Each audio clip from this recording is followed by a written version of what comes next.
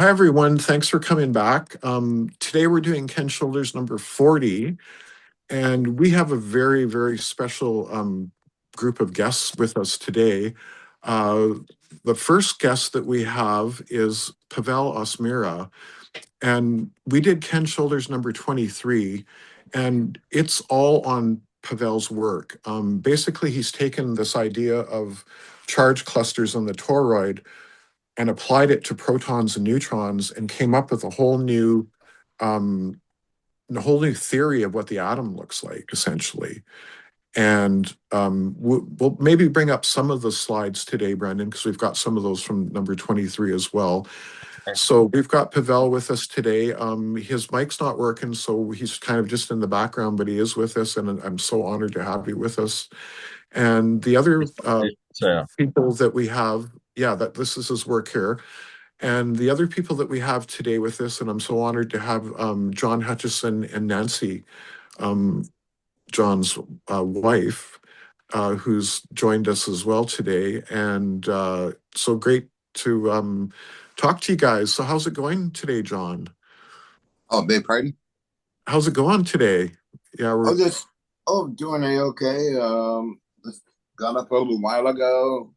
Nancy's here on computer with AI research, yeah, other re yeah. I don't know if you can see us or not. No, you can turn your camera on. There's a thing at the bottom um, with a Oh, little camera thing, and that'll turn on, and then we can see you. let me take a look. Yeah, Uh, that'd be great to see you guys. yeah, let me try and see what I'm doing here because I don't know. Computer stuff is, for me is, Yeah, I hear you. I'm the same. I think if you go to the bottom and hover at the bottom of the, hmm. Oh, oops, gotcha. Let me check for and then there's a camera. leave camera. Trying to. Yeah, no problem. Is it a camera image or something? Yeah, I think so. Oh, here we go. I think I got it. Okay. Okay. Oh, there we go. Awesome. Oh, Very cool. I looked up that. Oh well. Good to see you, man. Good to see you. Um, Good to I see met you too. I met John and Nancy probably a couple months ago now on a live stream that Matthew from Math Easy Solutions YouTube channel, who's a friend Yeah. of John's. So yeah, it was very cool to meet you. And it's awesome to have you guys in the meeting now. Um, John, I know that you just talked a little bit about John. It was, correct me if I'm wrong, but it was President Reagan that brought you into the Star Wars program, isn't it? With the Yeah. SDI? Yeah. Ronald Reagan introduced it to me. Oh my goodness, a long time ago. That it was my stuff presented to Reagan from people I haven't met. I was never in those areas, but it was Alex Pizarro and Hathaway, I believe. Okay. And then Thomas Bearden signed me up on the SBIR program, Small Business Innovative Program. Oh, it was Thomas Bearden. Okay, Tom Bearden. Yeah. He was Wow. friends with another friend of mine, John Alexander. And that was in Colonel. 1983, and then I was assigned privacy coordinator, um, Richard Sparks. Okay. And he worked with Canadian part into the U.S. Defense Department. Yeah. So I got onto a lot of documents that came in, like hundreds of letters and documents over those years. Yeah. Well, you shared the POTUS briefing that was given to President Clinton with me. Oh, that's actually another friend of mine, Gordon Novell. Yeah. He passed away, unfortunately, but we were good Oh, friends. oh, I'm sorry to hear that. Yeah. We did Because, Nancy interviewed him down in Southern California. oh, really? Yeah, Is that interview is that on your channel or Nancy's channel? uh, Nancy's channel. Could you send that to me? That would be awesome. I'd love to have that. Absolutely. Oh well. Yeah. And No problem.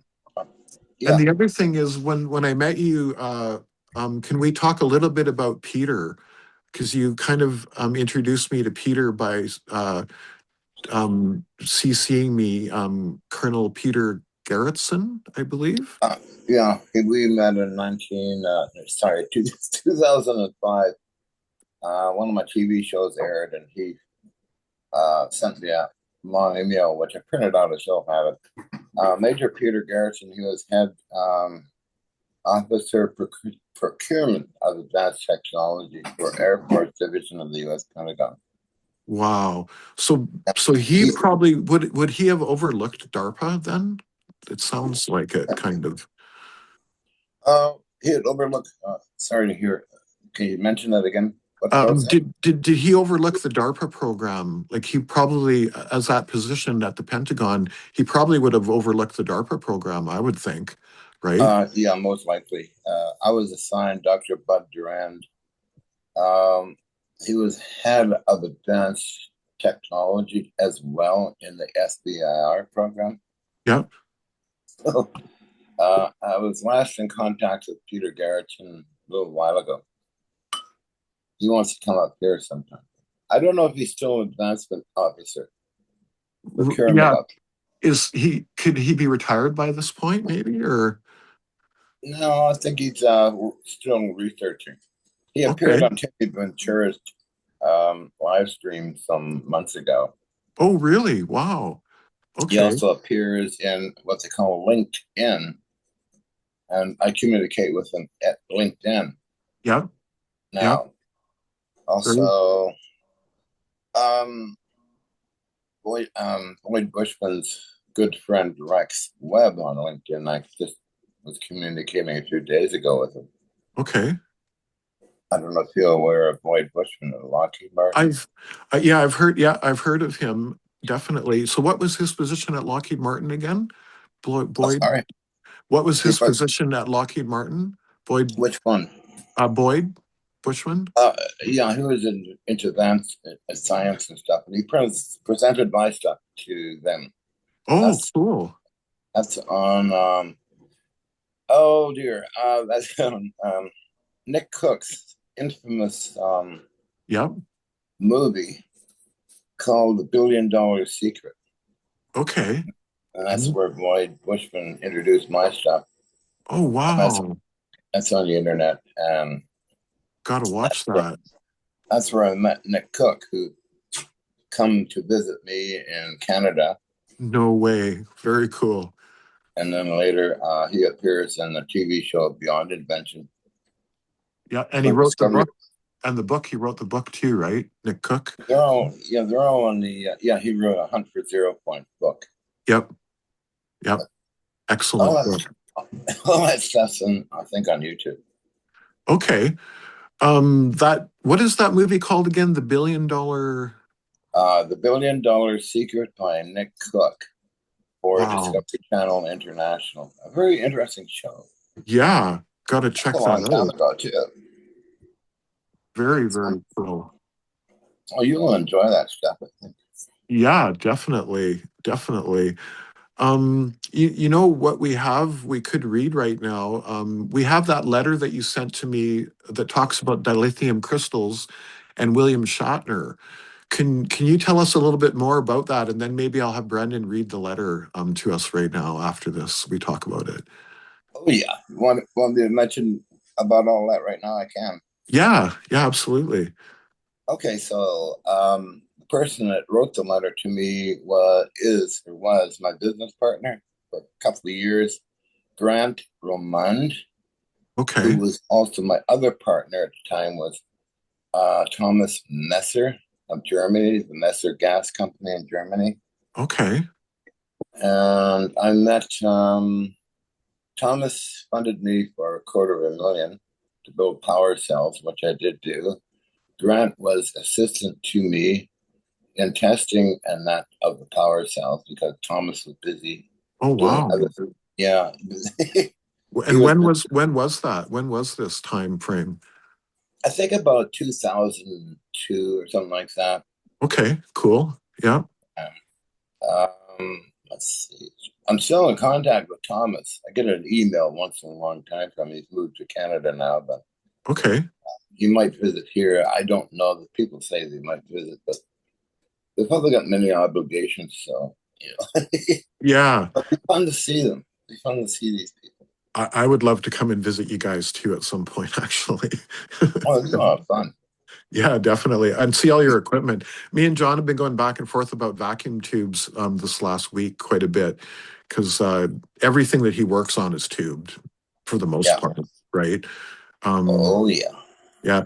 And why is that? Because anything that works at high voltage, which all of this stuff, the Hutchison effect works on, has to have tubes involved because tubes are the only thing that can take the high voltage. Solid state equipment, for the most part, cannot take those voltages like tubes, right?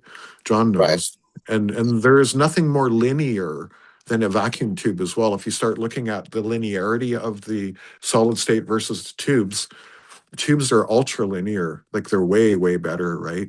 So let's go back to that letter, because William Shatner's mentioned in that letter. Do you know William Shatner? Did you meet him or? I met him in the 70s when he was doing commercials for Safeway. Oh, wow. Yeah, that was a long time ago, and he was busy and nobody else was around. I met some of the Star Trek people, by the way. Oh, cool. I stayed at Kirk R. Thatcher's home in California. He's played the punk rocker on Star Trek #4 and co-producer. He invited Ian, my lady at the time, and myself to stay at his home, and we Wow. had a lot of fun. They went. Ian did her work in Hollywood. So did Kirk Thatcher, and he worked for Jim Henson Productions. So we had a day in the evening time. I would left alone babysitting his parrots. Oh, really? Wow. Ashtray. Oh, yeah. Very cool. Well, Uh, I yeah. spent my time talking to the parrots, reading books, and hanging out in the jacuzzi. And at night, we all get together for going for dinner, and we went to check out the X Files. People's creating their stories down in L.A. No way. So Oh, yeah. David Duchovny, or what is his name? David Oh, X-Files guy. Yeah, Kirk David Thatcher. Kirk Thatcher's name. Yeah. And And what I was her forget the name? names of The girl. Caroline Allard. Is that the Mulder, I think was her name? Mulder, the girl that worked with the X-Files guy? Yeah, I can't. Fox Mulder and Yeah, Well, Fox Mulder. There we go. Thank you. Yeah. Dana. I met Scully's stunt double, Caroline Allard, and we had fun in the lab, kind of thing. Oh, really? Yep, I got pictures of it. Very cool. Oh, what fun! You've met some of the most amazing people throughout your lifetime. That's why I always say that you're the most famous scientist in the world, because everyone knows who John Hutchison is for one reason or another, essentially, right? For the Yeah, most part. I never knew who he was. Nancy said she never knew who I was. So Nancy, I have a question. When and how did you guys meet? And how? Yeah. Somebody I was dating wanted to hook up and talk to John, and so I had a television show in Minnesota, Oh, and wow. we're going to do an episode with John. I'd have to fly out to Vancouver, and this guy had some quartz crystals from Madagascar, and I sent some to John, and we each put a crystal on our forehead while we were talking on the phone. Yeah, I can get into And no, that's okay. And Oh. a lid to my fry pan that was in the sink that was tempered glass. Yeah. It was just in the sink. And as I was talking with John with the crystal to my forehead, it started to shatter. And it cracked up into all kinds of different patterns. So I thought, oh, this is an interesting guy. So, And that's how it started. yeah. Wow. I didn't know that. We would have the same dreams. We would be in the same dreams at night. Okay. So that Cool. was really interesting. And once he came to Minnesota, we had a really interesting time loop event. We were driving from the TV studio to my house in Minnesota, which is a 90-minute drive. Yeah. And we suddenly lost some time when we went by the nuclear power plant and Oh, wow. ended up at my house in 45 minutes. Wow. Interesting. That's the same thing that Bruce Gurnham, I think that pilot, he flew his plane and he ended up there a lot faster. Um, oh, this is excellent. Carmen just joined. So, Carmen, we have John here and Nancy and Pavel Osmera as well. Yeah, along with everyone else in the group today. Yeah.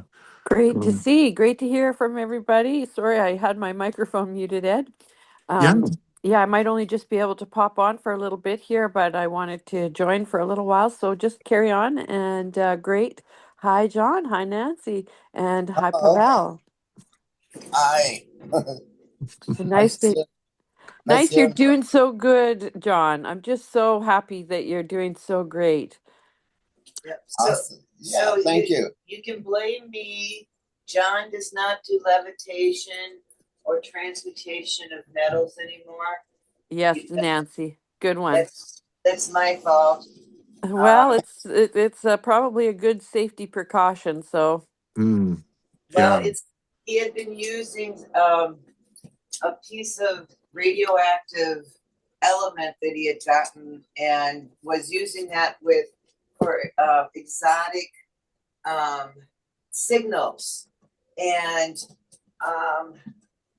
we went to the Gulf of Mexico. He had gotten rid of most of that stuff. You guys know we went down during the BP oil disaster and used John's tech to clean up stuff down there. Yes, absolutely. Yes. Yeah.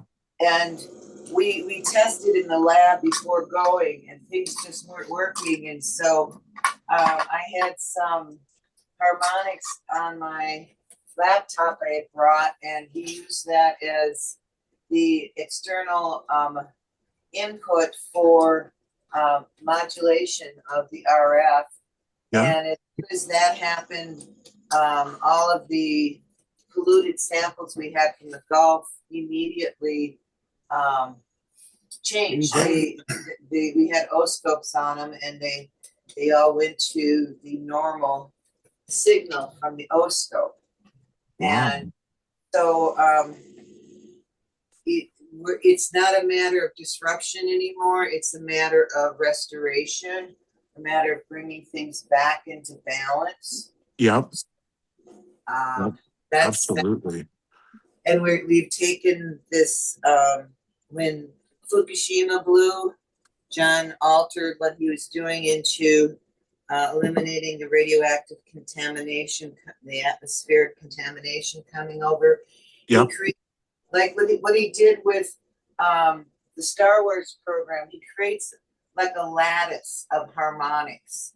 Okay. And that lattice is in reverse polarity to a radioactive element.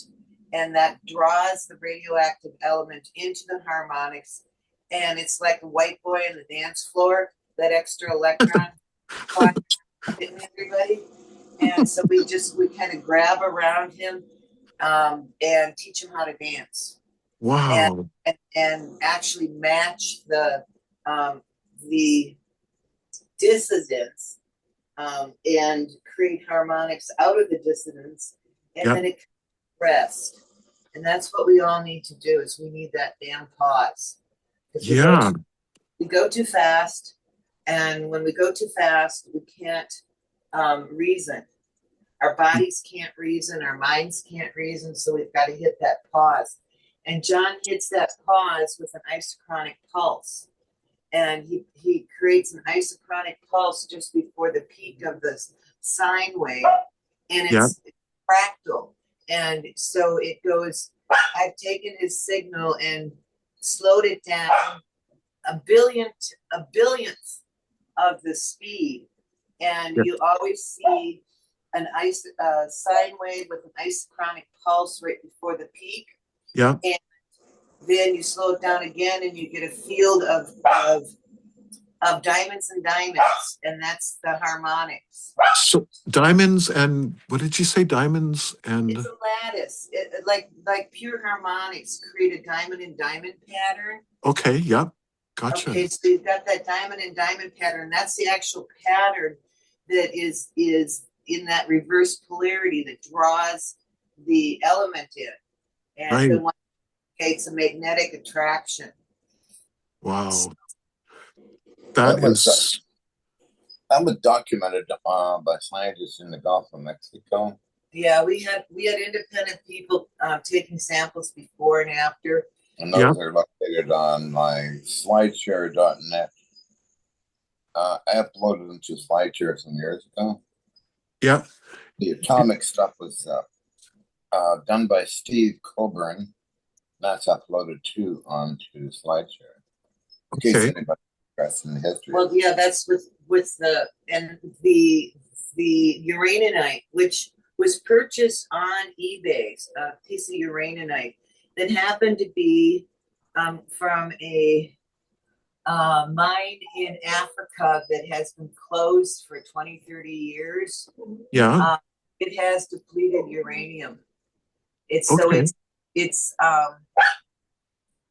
and usually they tell you that uraninite only has like 1% of the radioactive stuff that they use for bombs.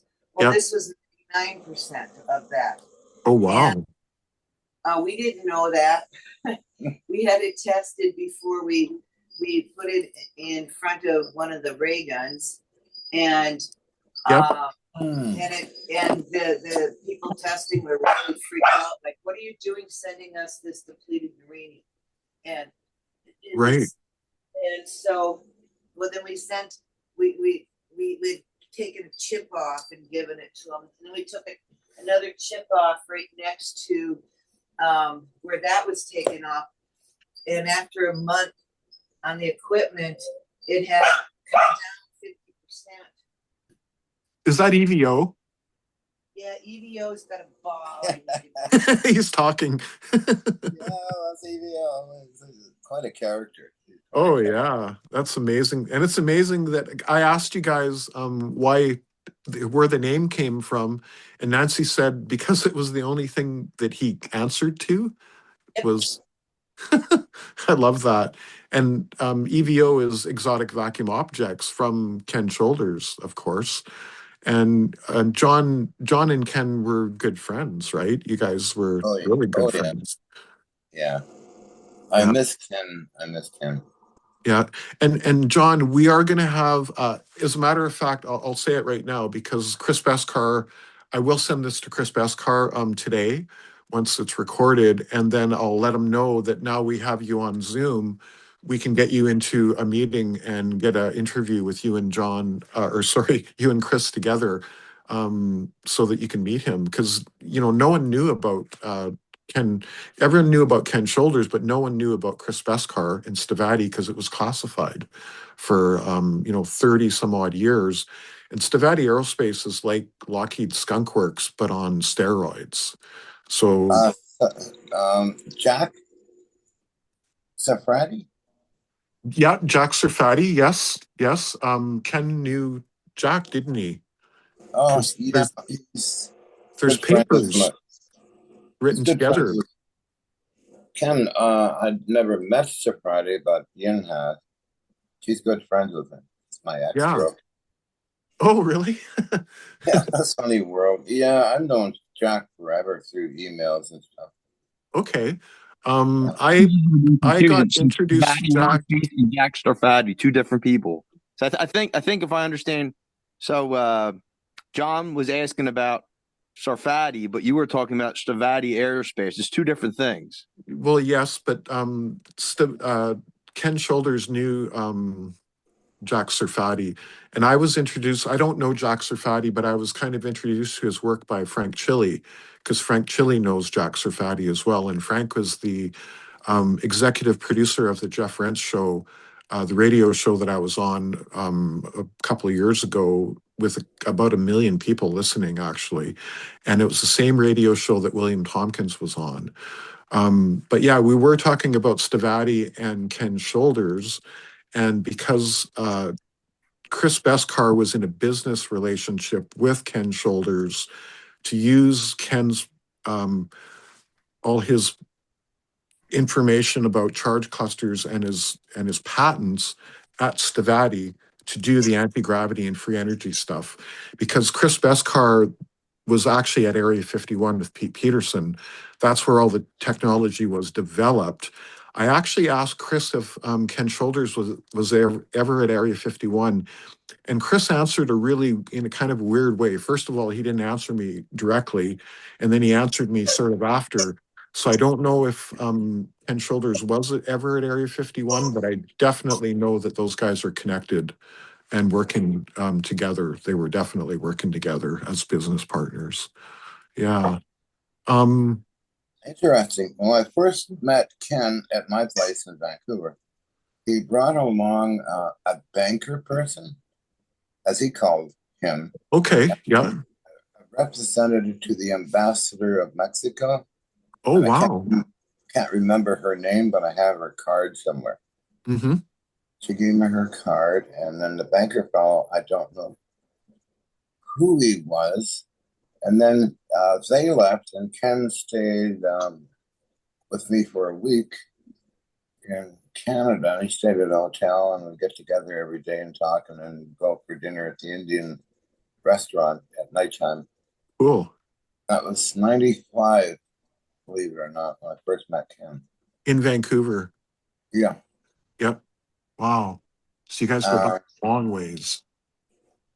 And he was in Sebastopol, where he had his laboratory at the time, but he moved around over the years. And then I stayed with him in Sebastopol. Then other locations where he moved to Ukiah. Other locations, he lived on State Street in Ukiah. Okay. He'd overnight there. And then he moved, I think, to when he was to where Nancy gave the interview. I keep forgetting that location. Where? The first interview you did with Ken Shoulders. It's just outside of San Francisco. Oh, just outside of San Francisco. So Ken moved around a lot. So did Henry Dakin. I don't know if you know him. I've heard the name. I'm not sure who that is, but who's the... I think Dakin Toys. Dakin Toy Company. Oh. He had in San Francisco it was partly run by Edgar Mitchell and other scientists, Institute of New Sciences, or Neolithic Science Institute. Oh, cool. That was 3220 Sacramento Street, California. Henry had this building, and he had a satellite system communicating. And we stayed there. Ian and I would stay there, or at his home. Yeah. And that's Henry was quite excited about all this stuff. He just loved it. Oh, yeah. He arranged a meeting with Prince Alfred von Liechtenstein, relative of Hans Adam Liechtenstein. Gene Manning was with me, Ian Gasta, Ken Shoulders, somebody else, I think. Wow. It was a good day. Henry just loved that day. Yeah. And to be with Jean Manning, too, because she's kind of a rock star in all of this as well. And a good friend of Carmen's, actually. Oh, she's wonderful. She's like a sister to me, you know. I'd like to try and get her in a meeting, maybe, actually. Maybe we can work on her. Carmen can probably work on her. Maybe you guys can put a word out. Maybe we can send this to her, perhaps, Carmen, even. So it would be awesome to have Jean, because she's written multiple books, and I've got a book here called Angels Don't Play This Harp that she was co-author, and her knowledge of Tesla technology is pretty awesome. But she's been around you, so that explains a lot, actually, right? I don't know about, well, whatever. But she's a real genius lady and very nice lady and Yep. very caring lady. So Yeah. we have a lot of adventures together. By the way, that's EVO talking in the background with his squeaky ball. Is it really? Aw. He wants to be part of the conversation too, right? Oh, Yes. of course. Because we're talking about Ken Shoulders, that's why. Of course. So here's a question. Did EVO ever meet Ken Shoulders? No. Yeah. He's No. He being wasn't born young. yet. Yeah, exactly. That's what I thought. Yeah. That's very cool. Does anyone else in the group, sorry, you guys, I've been kind of taken over here. Does anyone else in the group have any questions for John? Because we have a number of people here today. Yeah.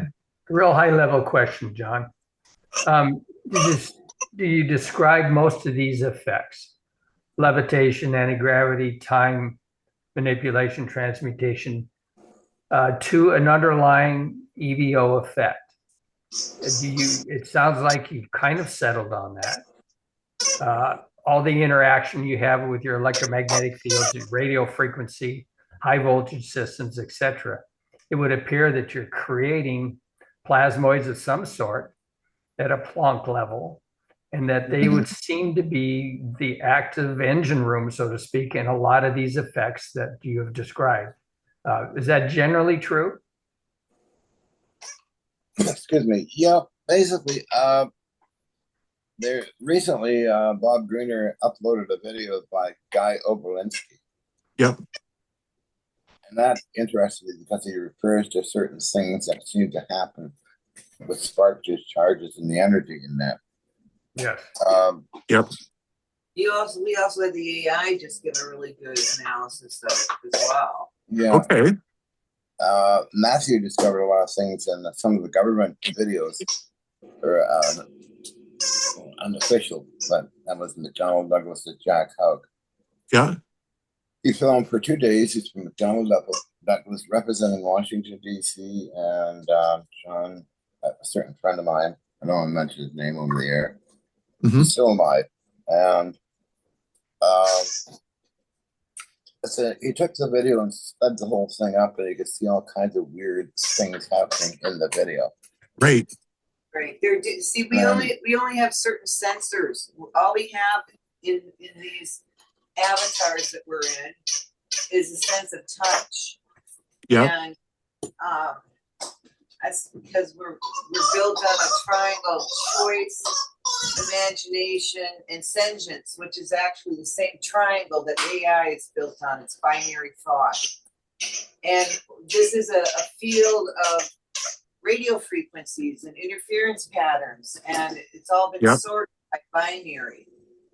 So that's why AI can really understand John's work, because it's literally an imagination field. We have to imagine everything. Yep. Anything that you see, you're imagining it. Anything that you're feeling or hearing, you're imagining what it is. Yeah, that's right. John, did you actually practice engineered intention meditations where you tried to control the experiment with your consciousness?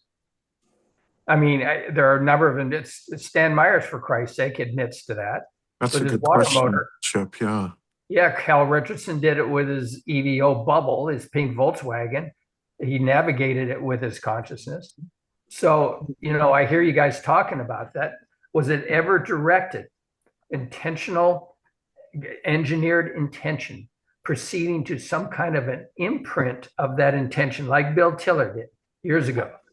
Yeah. Yeah. Oh, William Tiller? Stanford? Yes, Stanford with his water experiments, etc. He imprinted intention into RLC tank circuits, turned the circuits on, and they did pretty much what the intention was imprinted into the circuit. Change pH of water, etc. Yeah. I'm not, Yeah. It's William Taylor still alive? He was at Stanford when I met him. Cool. I guess the question Chip was sort of asking, do you meditate, John and Nancy? Oh yeah. Yeah, I thought, all the time. yeah. So you are basically doing what Chip is saying, I'm sure you are, by focusing your intention on something. Well, meditating and engineered intentions are two different things.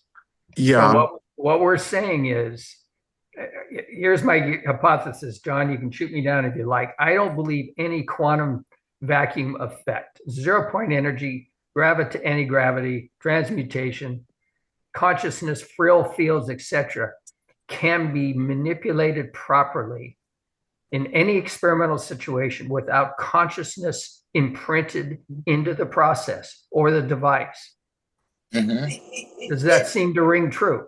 Because you've heard a million stories, and many of your experiments are very similar in this regard. Take it out of the lab and it quits working. Cross the railroad tracks and it quits working.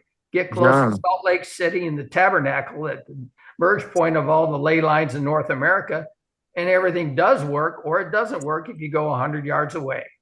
So didn't your experiments work a lot better in the first location that you're in as well, too, John? Oh no, more so in the apartment because they're more consistent. So okay. Yeah. No, I could see building up a conditioned space, which we've heard Grenier talk about, obviously, and that it being very consistent within his apartment, within that miniature lab he had. Yeah. But maybe that, and we're spitballing here, John. Maybe an approach could be taken for more consistent results of your experiments if we actually attempted an engineered intention and an imprinting into the devices. I mean, that is the big takeaway from Bill Tiller, and also from several other researchers who admit freely their shit didn't work at all until they actually not just meditated, imprinted the intention. And that's what Nancy's talking about. That manifests reality. Yeah, focus meditation essentially. Yes. That I believe in, and also besides doing other things, people that create stuff and machine stuff. Yeah, that's very important that you mention that, because I'm into all kinds of vintage. I just want to say machinery and other things. Real quick, okay? Every single parent has done this with a crying baby. Okay, you got a crying baby, and you're rocking the baby, and you're singing a lullaby. Okay, you're using the movement and you're using the wave pattern of the audio, and you physically change the body of that baby by doing that. Mm-hmm. It's your intent that you don't want to have that screaming baby anymore. Yeah. Okay, so this is basic stuff that we do every single day, all the time. We sit in our imagination and we imagine that we're going to get our ass out of this chair and go over and get a cup of coffee, and then we do it. And these are things that are so basic, and we know them because they work. For one thing, it works. Yeah, that's right. But when we get into a situation where we're trying to discover something, it's that meditation, if you want to call it that. It's that pause where we can access information. Mm-hmm. We can't access information when we're trying to figure out and do this and do that and do that and this and that. But if, like, John sits in the sun and he just gets a wealth of information coming in there from the hydrogen helium. Okay. Mm-hmm. And so that's information, that's encoded light that he gets. And if we learn that's what we can do here, that this is our imagination field. These are RF patterns and interference patterns that we are actively modifying and creating ourselves. That's right. Yeah. You don't need a whole bunch of equipment to do it. Yeah. We kind of do it second nature. We don't even think about it very often. Yeah. So, yes. our consciousness. We use our consciousness to do it. Yeah. And so a resonant, follow-up question, if John is sitting in the sun resonating, absorbing frill, life force energy from the sun, which is critically important for us, for our entire species and everything else on the planet, by the way, Mhm. you now are capable. I'm spitballing again here, Nancy and John. You're Yeah. now capable to create a resonance within time, space, and space time, Coherence. a coherence. And Mhm. once that happens, you give time a path. We've talked about this relative to 3D time many, many times. You Mhm. give time a path, it creates an energy. It is a rate of deformation of the vacuum field, a slewing rate, so to speak. Now that potential in time creates matter from the energy field in time space, creates Yep. matter in space time, and That's right. manifests reality, and the fucking experiment works. Yeah. Fully Except agree. there is no matter. Fully agree. There's no matter. Also, the sun is a life extender. It works on the telomeres, and that's written up by a group of Russian scientists. I cannot find that whole thing, that whole document. Yeah. I came across it and I couldn't find it again. It was certain sideband frequencies, like 25 gigahertz, 75 gigahertz, but not within deadly limits. It's somehow the balance between the two that works on the telomeres in the body. Because I sit there and think about that, think about all the other little particles running through me and how long it takes for the sunlight to get from the sun to me. That's pretty cool. So it sounds like you're insinuating our DNA is a freaking fractalized radio of sorts, and I've heard other people use It's an antenna. It's both. Yeah. It's both. It's both. Yeah, it's Yeah. a transceiver, right? It's a It's transceiver. a transceiver. And Yeah. that's Yes. with Carillion photography. Yes, Yes. auras and everything else. Auras. That's right. What are the auras made out of? Probably Ken Didn't, Shoulder's didn't, favorite little didn't. plasmoids. Yeah. Charge clusters. Yeah. That is what the aura is made out of. Yes. Absolutely. Yeah. It always goes back to EVOs at the end of the day, which Right. is right. EVO, and the EVO is a triangle. It's consciousness. Absolutely. I Didn't thank you for get- saying that. Yep. And that's the challenge that we have now, is that we have motion. When you have motion inside of a container, you have life. And this is what I'm working on with the AI, is that there's a conflict with the container and the motion, because the container is geometry and it keeps poking. And when it keeps poking in, it's creating all these kind of disruptive patterns and things that are happening. Right. And that's what we're working on right now with the AI, because they are word. That's called the structure, the word. Right. And So a question for Nancy, follow up. Do you see John's experiments pretty much sitting within a closed quantum system or an open quantum system? it's open. It's always open. The Yes. thing, what we've got to understand is that we are all dimensions. We've got no dimension which is required in order for there to be, you have to have that pause. I keep talking about the pause. When you get to that no dimension, that pause, which is in all dimensions, that's when you get to see all dimensions. When you get to, but you can't do that if you're running around in 3D. Yeah. You've got to get back to the pause. Yep. And John makes that pause with that isochronic pulse. That is interesting. And the extremums manifest in space, in our measly ass three-dimensional dimension. So would you incorporate something like Ed's talked about a lot, and Brendan talking about at subquantum level, a terahertz reciprocity involving etherons and Turing waves, where the universe is literally banging between the guardrails at terahertz frequencies? And reproducing would that, itself over and yeah, over again. yes, recreating itself, and for just a brief moment, probably a Planck time, 10 to the minus 38 seconds or whatever the hell it is, it sits. Brilliant. It's what Nancy's talking about. It sits and becomes an extremum. It becomes reality. Yeah.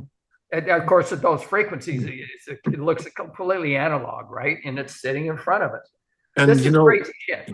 And you know the thing about Nancy talking about consciousness itself now, that Turing wave is actually made up of etherons and at the subquantum level.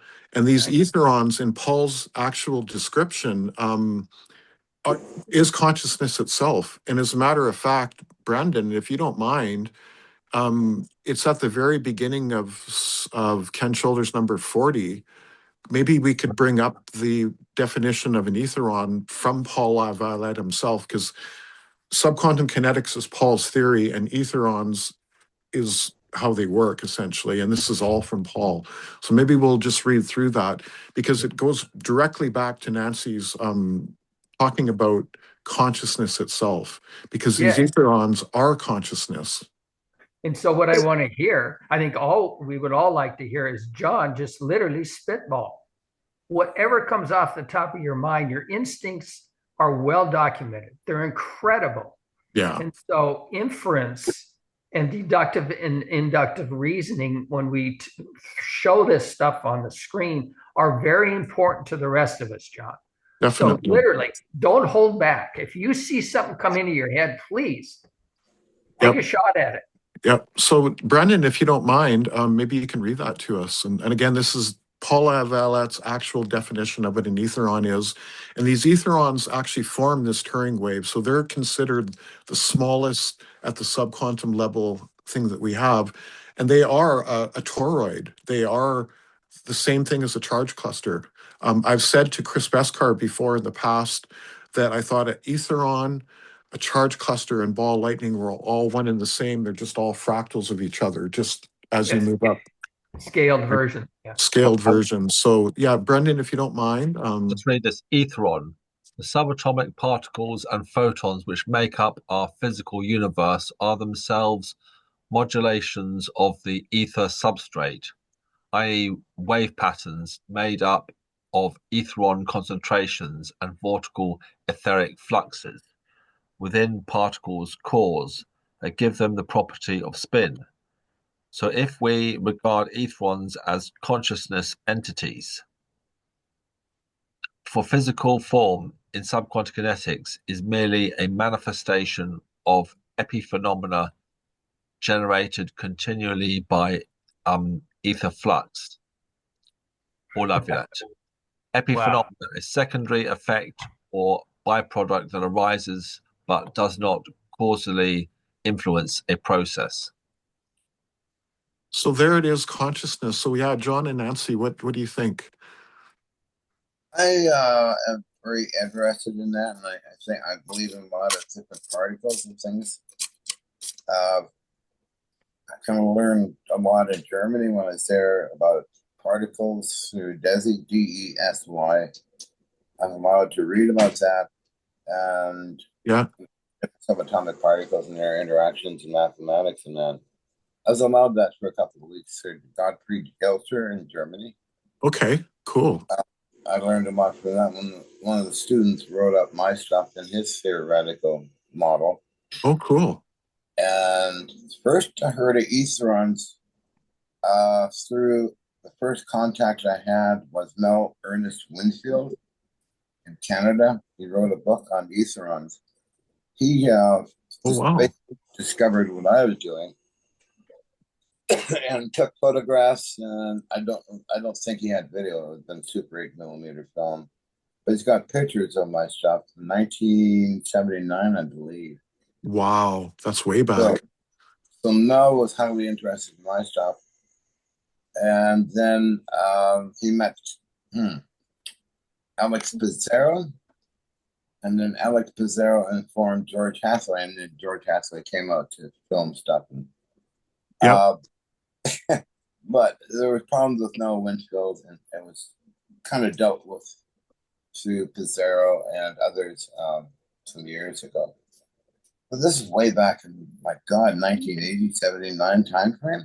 Wow. Well, that's how I got into this world, basically, through meeting Winfield. So, it sounds like, Ed, that John is describing this description that LaViolette has given us here as the engine room or part of it in his basic modus operandi of his experiments.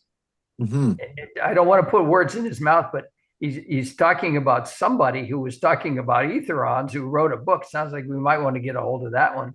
Definitely. And then related it to John's experiments in 1979. Did I I know hear that that's- correctly, John? Yeah. Wow. Mel Ernest Winfield. I believe that information could be on the internet. Okay. No, We got to find this.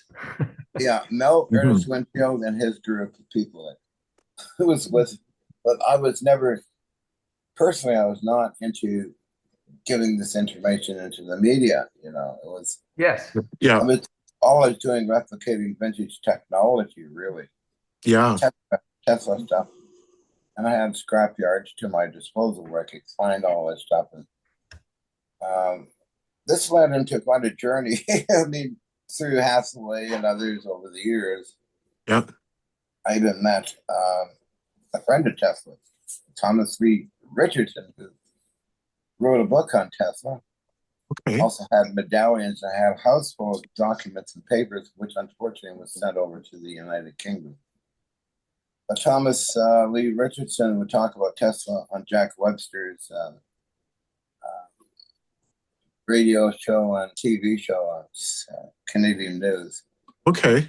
Yeah. So when he passed away, that's when his documents and the whole household Tesla stuff was seized by the provincial government, sent, according to Cantor Realty on Granville Street, and other people that used to help with Thomas, drive him around and help him out get his food. He's very old. And he wrote another version of Oh Canada. I have that copy. Oh, wow. I got some and other things. But that's funny. Thomas, Ed, I had a second question for John. In the middle of this LaViolette description, we mentioned spin, right? Mm-hmm. You guys have heard me go off on my soapbox about spin, quark spin in particular, relative to three-dimensional time, that a description that was given to us by an ET group called the J Collective. You know, the quark spin is controlled by temporal anisotropy. And so we have in classical physics a huge preponderance of influence and effort around charge. All right. And John's done amazing things with charge. Absolutely. Obviously, in interferometry of very high voltage and radio frequencies, very high frequencies. What if, just stand back, what if there's a complete head fake? And in the truth, what if we throw out the classical physics assumption that charge is important at the subquantum level? Its importance is severely diminished. In place of it, we talk about spin. And I wanted to see John's gut feel of anything to do with spin in his experiments, because it would appear to be systemic to understanding three-dimensional time. And spin, of course, is the rate of the helicity associated with the quantum vacuum, the old implosive compression that Dan Winters talks about. We create the scalar energy field. The spin rate is the freaking passage of time, the rate of time. The angular momentum, omega, is gravity. And so, John, do you have any ideas that just literally pop right out of your head right now relative to spin that you could emphasize here as part of LaViolette's description? Beautiful. My mind sort of wandered off to a scientist from Canadian Defense Department, Dr. Harold Wilson, Canadian government. Look. Yeah, okay, it's Canadian government got involved. Yeah.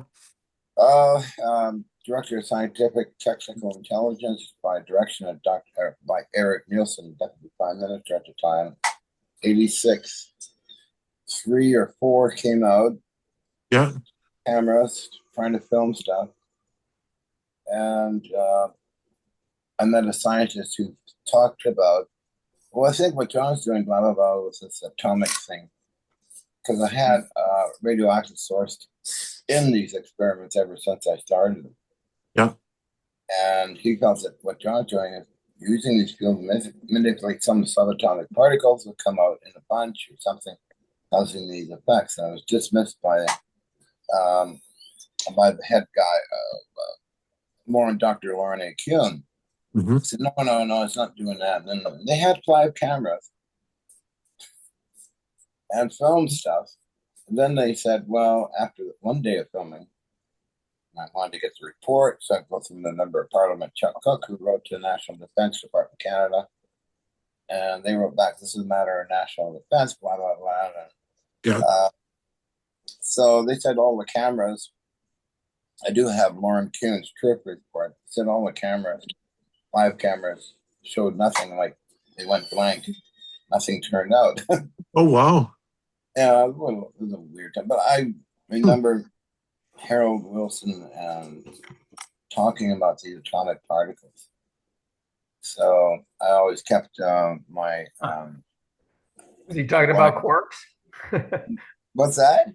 Was he talking about quarks by chance? It could have been. Yeah.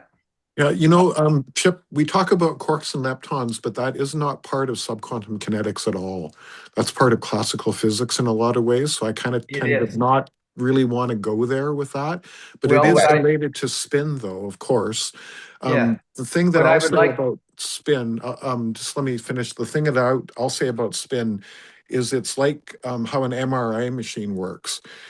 We have spin, but we have precession. And it's the control of the precession that actually controls these particles and lets all this magic happen, so to speak. And I think John, he knows what I'm talking about there when I say that precession, right? Well, if we can control the precession, we control all kinds of gravity effects. That wobble is systemic to dipoles and monopoles and magnetic fields and everything else. Now, what I'm talking about is subatomic level quarks. We're way the hell above SQK. The engine room is still there underlying everything, but there isn't. I don't want to build a barrier between a veil between classical physics. Well, the problem is they're trying to do everything in threes with quarks, and that's not correct. Neither here nor there. We don't need to kick that around today, but just at a very high level, classical physics at this point, and yes, you throw out 80% of it properly. Probably the last 300 years, throw out 80% of classical physics. I made that comment to a science group in Salt Lake City last week, and they were, what the hell did you just say? He said, the number's probably higher than that even. Actually. Yes, and they took it, they're taking it and looking at it and thinking forward, but there still is entropy in our world. At the very same time, the universe is negotropic, proceeds to perfection. So it would appear that we don't want to build barriers or veils between our fucked up classical physics theories and what we're talking about here in terms of superforce, superfluid, quantum physics. You're talking about the ether. You're talking about the ether again, but you're bringing in all these classical terms that like Sal Pias uses, which I don't really like doing. I agree. Subquantum kinetics looks at the universe in a completely different way. For one thing, there is no Big Bang. Everything is a continuous creation of that Turing wave. Every time that Turing wave pulses, that's the universe, that's the blinking universe that actually records the Akashic record and records everything because it's pulsing, right? That Turing wave itself. And the cadence, you gotta have the cadence. You gotta have the pause. If you don't have the pause, you don't have the cadence. That's correct. It's one dimension that's anchoring it all. Yep. And the coherence, like when you say cadence, you're talking about making it coherent. And I think when we talk about the Star Wars program, John, the SDI program, I think one of the most important things that they learned from that program is once you can recreate a wave exactly identical to the one that you're working with, you can manipulate and do all kinds of incredible things like you guys did in that program, that I know about, along with, you use interference patterns and all kinds of other mechanisms to achieve all this stuff.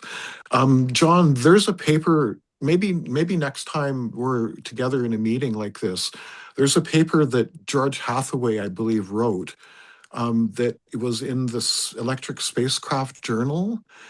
And right, and it describes a lot of your electronic mechanisms, and I would love to go through it with you in the group here at a further point, because that paper is phenomenal, and it was way back in the 80s again too, 85 or something, I think it was. I actually have it right here. It was this letter was 97. But the 93, sorry, 93 is when and it says the Hutchison effect apparatus by John Hutchison and ESJ staff, which is Electric Spacecraft Journal staff. But I talked to Matthew, and I believe that Matthew said that George Hathaway probably had a lot to do with this paper. Yeah. He had a big lab too, I think. Yeah, because you were partners with George for a while, right? Oh, yeah. George and I were good friends. And my first airplane trip was to Hathaway's home in Toronto. Oh, really? Yeah, I was 80 sometime. But yeah, Hathaway's been dedicated to this stuff for quite a while. And for him he should win a Nobel Prize for putting up with a crazy person like me. But he should, really. That's cool. That's funny that you said that. Are you still Well, talking to him? Are you still in contact with him? Oh, yeah, once in a while. Yeah. Yeah, he appeared on Timmy Ventura's show recently. On APEC. Yeah, APEC. Yeah. Yeah. Well, Cool. he's very patient. So Ed, if I could step back for just a second, this is driving me nuts. John's work typically revolves around charge. I am not willing to throw out the measly 10 or 20% of classical physics that remains that we're comfortable with. Charge is classic to transmutation. You can't add quarks and whatnot to protons and neutrons without understanding charge. That's how it works. But classical physics refuses to acknowledge the importance of spin. I just want to plant in this meeting for John and Nancy and for the rest of us to think about how, in our next meeting, how we might make that shift to understanding how spin is probably far more important than charge. And just between you and I, the jackasses at CERN can completely quit spinning protons around their big ring and trying to make more flavors of quarks and colors and various other things. I'm sick and tired of them. They're making no progress. That's classical physics at its worst. Yeah. So I can come up with a whole lot better experiments. And Chip, we also have Pavel Osmera with us today. His mic isn't working. And Pavel's structure of the atom follows all of. Can you hear me now? Oh yes, there you are. Thank you. Because I had problem with microphone. I think now is working. Perfect. Yeah, Pavel. This is Pavel's work. We did Ken Shoulders number 23. Can you tell us more? And what are your? Because I was just about to talk about spin, because I have read your papers. What do you think about all of this conversation? I think it is very interesting, but I problem with microphone. I try to find remove this problem, and now it's good that I can. You can hear me. Absolutely, and we have shown, that your work is these toroidal structures, these toruses, and this is the same thing that these etherons that we're talking about are at the very subquantum level, below the Planck level. This Turing wave is created below the Planck level, essentially. And that's where subquantum kinetics comes from. The bottom part of this, where we're seeing an open system as these toroids are open, its energy, and when it closes into this fractal ring vortex, you have a particle. Can you talk a little bit more about that? Because this is groundbreaking research that you have here. Its main idea is that if you have some small and smaller substructures, there is problem that some from this smaller part can something to do with gravity, maybe with dark matter or dark energy, because there is problem that we cannot see through the light. There must be find a new version of how we can see, because that if we cannot see, it doesn't mean that it doesn't exist. That's right, exactly. Yeah. So Brendan, can you go to the top of this and show? Yeah. So here's the ring structure, and right below that is the structure of the atomic nuclei. Can you talk a little bit more about this here? First, that on the left side, that is classical view, that is a Google or spherical part, but in reality, it's very interesting that physics does not use the fractals. It is used only for art, but not in calculation in physics. It is very interesting, but many things in the universe have fractal structures, and it's very important. The second, B figure that typically that is in the school children teach that basic part as the spherical part neutron, but it is impossible because in another way, if we have a spin one half, it cannot be on the spherical structure. It must be toroidal structure that must go through times around this toroidal structure that we can realize the spin one half. Yep. That is very. Then I started in a spherical structure. There is problem how this structure can release the energy. If we have this toroidal and ring structure in the center, this toroidals rotate.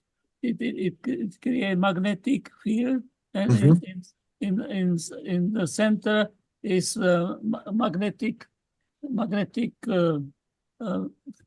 field, and very important that from one atom to join to another atom must differ the rotation of these rings, and it means that every atom has two types. That's right. In this rotation of these substructures, but they have the same structure, but opposite rotation. Yeah, so we're talking about spin and rotation. So what he's saying here is these structures have spin one way and spin the other way. So they have counter rotation in all of these structures that he's talking about. So it all completely connects back to the etheron, the spin that Chip is talking about. I'm so glad that we got your mic working. Thank you. And thank you for being here with us as well, too. This is an honor to have you here with us. I just contacted him this week. I sent him Ken Shoulders number 23 and said, we looked at your work. And he came back and said, I'd be interested in joining the group and having some discussions. So it's amazing that you're here. Yeah. Yes. Now I prepared by different thing. I have this same. Maybe you can see this. Yeah. Yeah. You can see this. This is a magnetic pendulum. Okay. Yeah. It is very interesting thing. I'll stop the share so you can show it properly. Yes. Yeah. It is. Oh, there it is. Yeah. It is very sensitive to a starting point. It is described. On the pendulum is a magnet. The other magnet has opposite orientation that repel each other, and what is interesting, the end state is very sensitive to starting point. It is so-called butterfly effect. What is interesting for us, if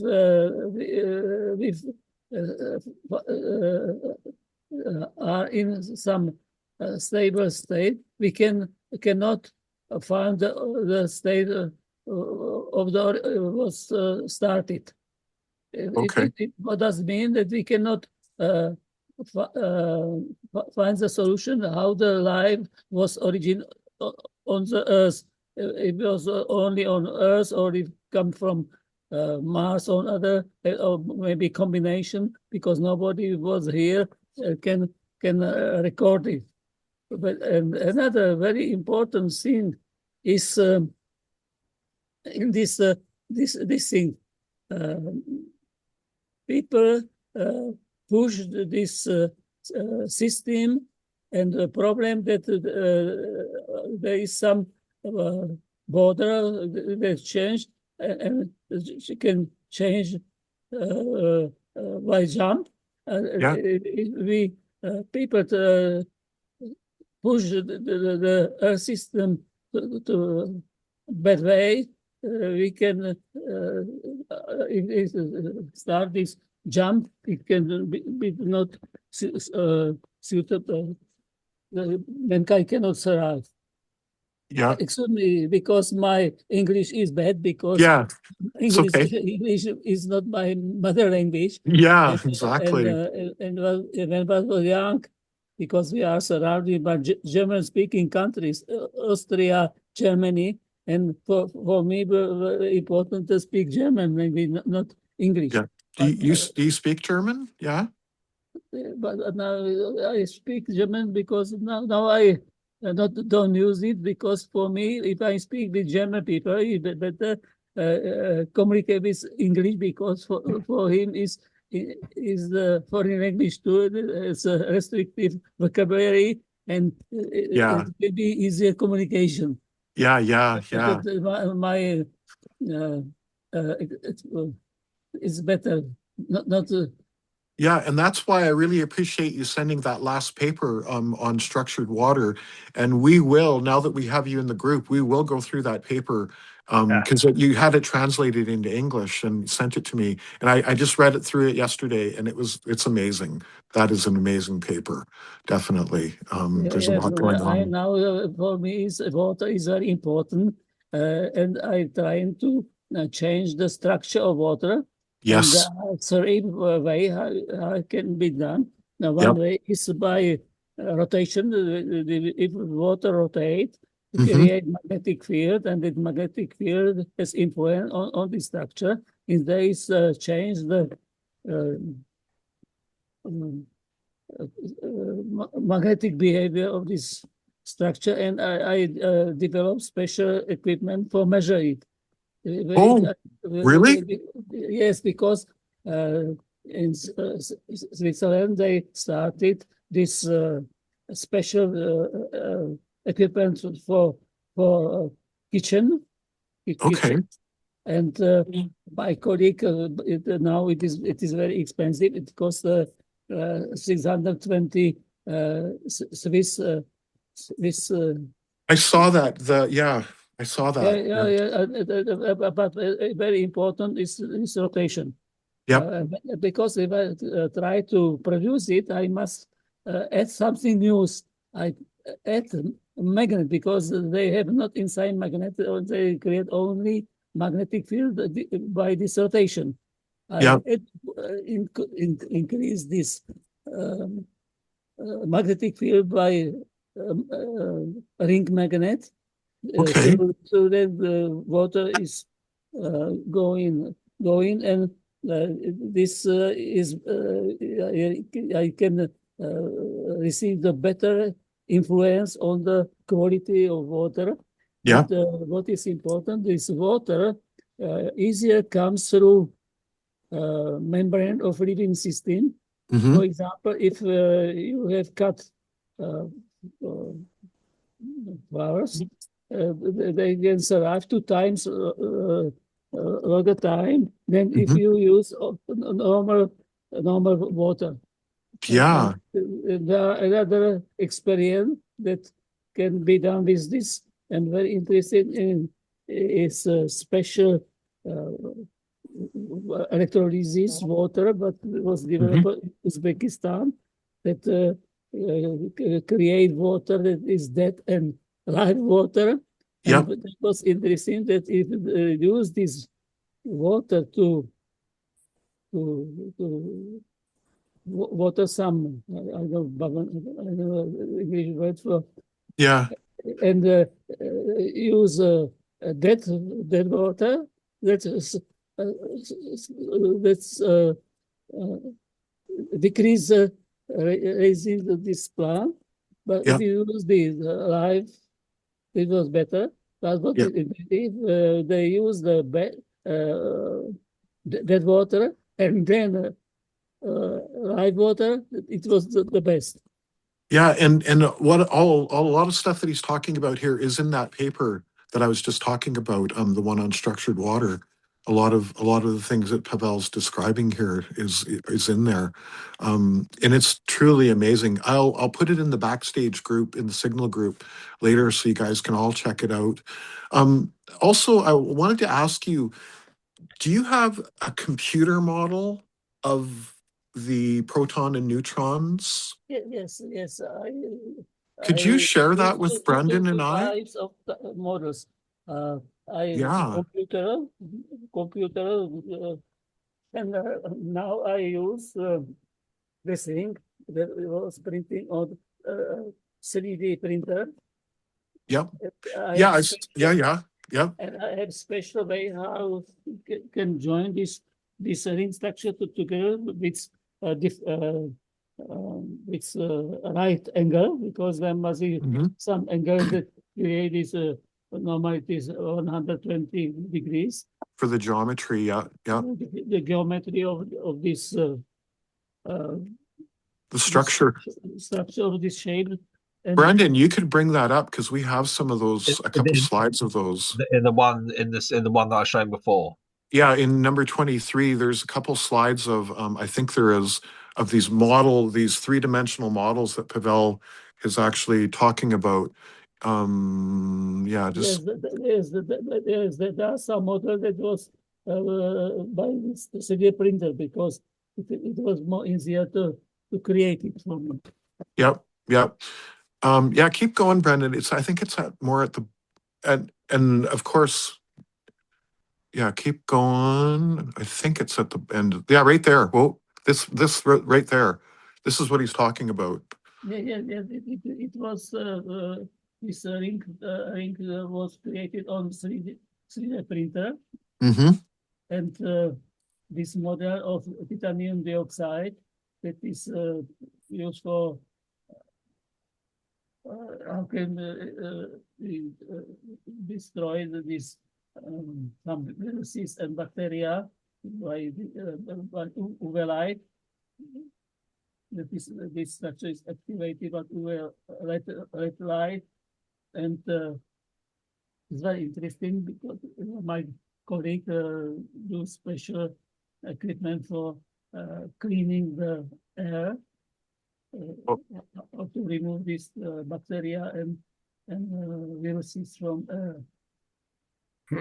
and this And another paper that is related to this problem of okay. And it says, like, Brendan, if you could just go up a little bit, it says the rotation of protons and neutrons. Oh, sorry, the other direction. Down. Yeah, Down. Yeah, sorry. This Yep. rotation is very important because in the center is creates the magnetic field. Mm-hmm. inside, and it's the same problem is for in black hole. This when they calculated the structure of black hole and started a spherical structure, it has problem. So Torne. Yeah. Received the Nobel Prize for. And Yeah. And it is and this is I counter have a rotating book again. from his very it is interesting. In his book, many fractals pictures, but there is not use the word fractal. It's interesting. What word is not used? A book from Tornel, and there's many pictures, but some of them are fractals.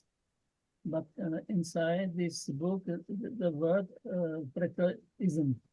Fractal isn't, yes, and fractal is so important. It is one of the most important things, is to understand that these structures keep going up the scale in the same way, essentially. Yeah. Yes, it's very interesting that Binary. these fractals aren't used in physics, but are used only in art. Yeah, that's right. Yeah. Well, I think they're starting to be used more in this, physics now. If you use this fractal structure, then this mathematical description is more easier because many times this repeat these substructures, and it is mathematical calculation is then can be described more simple way. Yeah, exactly. So Ed, is it fair to say that virtually everything is all these metamaterials, these toroids that Pavel is using to construct an atom with, everything is in motion, but it would seem that clockwise and counterclockwise spin and spin number, integer spin or half spin, are critical to the type of element that comes out of this. Absolutely, I would say. Not just the number of quarks that are stuck in a proton that makes it a heavier atom, blah, blah, blah. So this would appear to be supporting my argument that spin is so goddamn important that we have ignored it. And that charge is less so. And John, jump in here if you got something to say.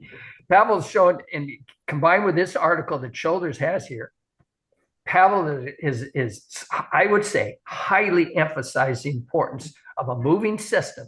All these toroids are moving.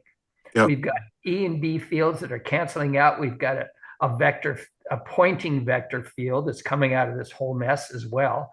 And it would appear this transmutation could be structured within this framework of spin just as easily as it can with charge. Yeah, spin and counterspin, because it's always about spin and counterspin. So the magic happens at that null point. Yes. That's where the magic happens, right? Is the counterspin and spin.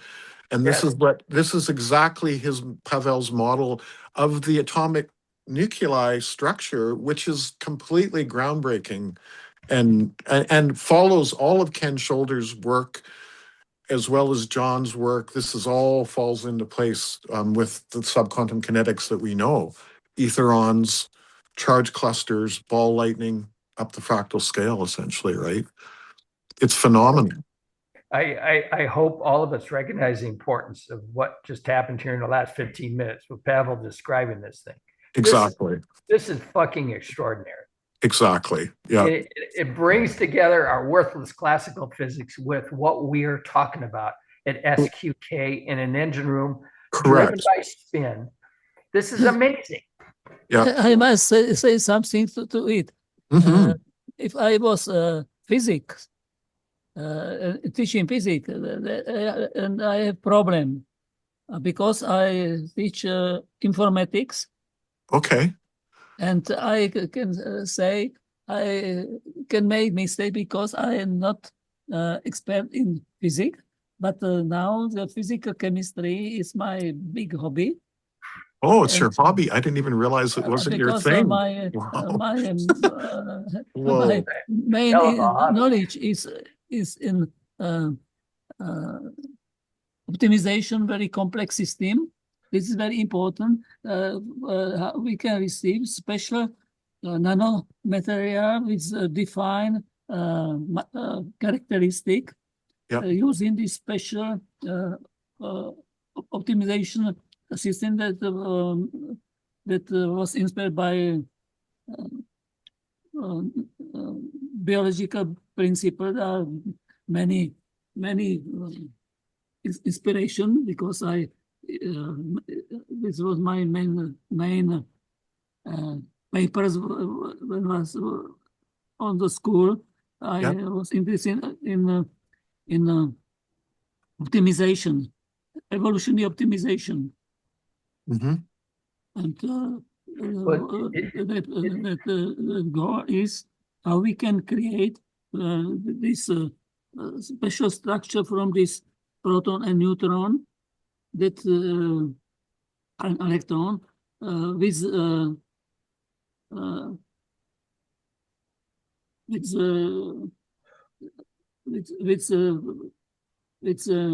characteristics that we need for some application. Yeah. Yeah. That is very not easy problem, but it is possible, and that is my knowledge was in this in the area of this optimization, and I have a question. When did you come up with this? Where did this start? What year? When did you first start working on this? You said this is your hobby. This isn't even your main yes, focus. I This is started. incredible. Yes, it was by excellent. During my visit and I was in Singapore on another conference, then I booked some connector that can connect to the two bottles together and can create these vortices inside in Okay. water. Yep. And I realized that this structure changed the rotation structure to translation structure, and I realized that maybe it is structure of light. Wow. And then I started more about this problem, and I find that it is true, and because inside this ring structure are these vortices that join this structure together. That's right. Yeah. Yeah. And there is another picture that explains why the light is sometimes viewed as Where we going with this, Eddie? I'd go down, maybe go the other way. I think there is something in here about that. And Pavel, I'm going to say right now that you deserve the Nobel Prize for this. I would agree. This is, Even that, look at that. Yes, this Chip. structure Yeah. explain what is spin 1/2, because this black trajectory you must go through time around this toroidal. Yep. It is impossible to do on the spherical structure. And Yep. then if you use the right structure, very easy, you can make calculation. And that same structure, Pavel, do you know who Moray King is? Have you ever heard of Moray King? He's written numerous books on charge clusters and exotic vacuum objects as they apply to free energy and engineering principles. And Moray King, we just went through some of his work, and it shows basically what you've got here, this toroid with these loops and rings that are tightening in on themselves and creating these charge clusters. And that's how they're able to pack more energy into a charge cluster than the Coulomb law allows, is because of the way that this works. And that's everything that we're studying has to do with charge clusters. So this toroid that you've got here is super, super important to everything. And this is what a etheron looks like. An etheron is a toroid. It's a toroidal structure. We know that from subquantum kinetics.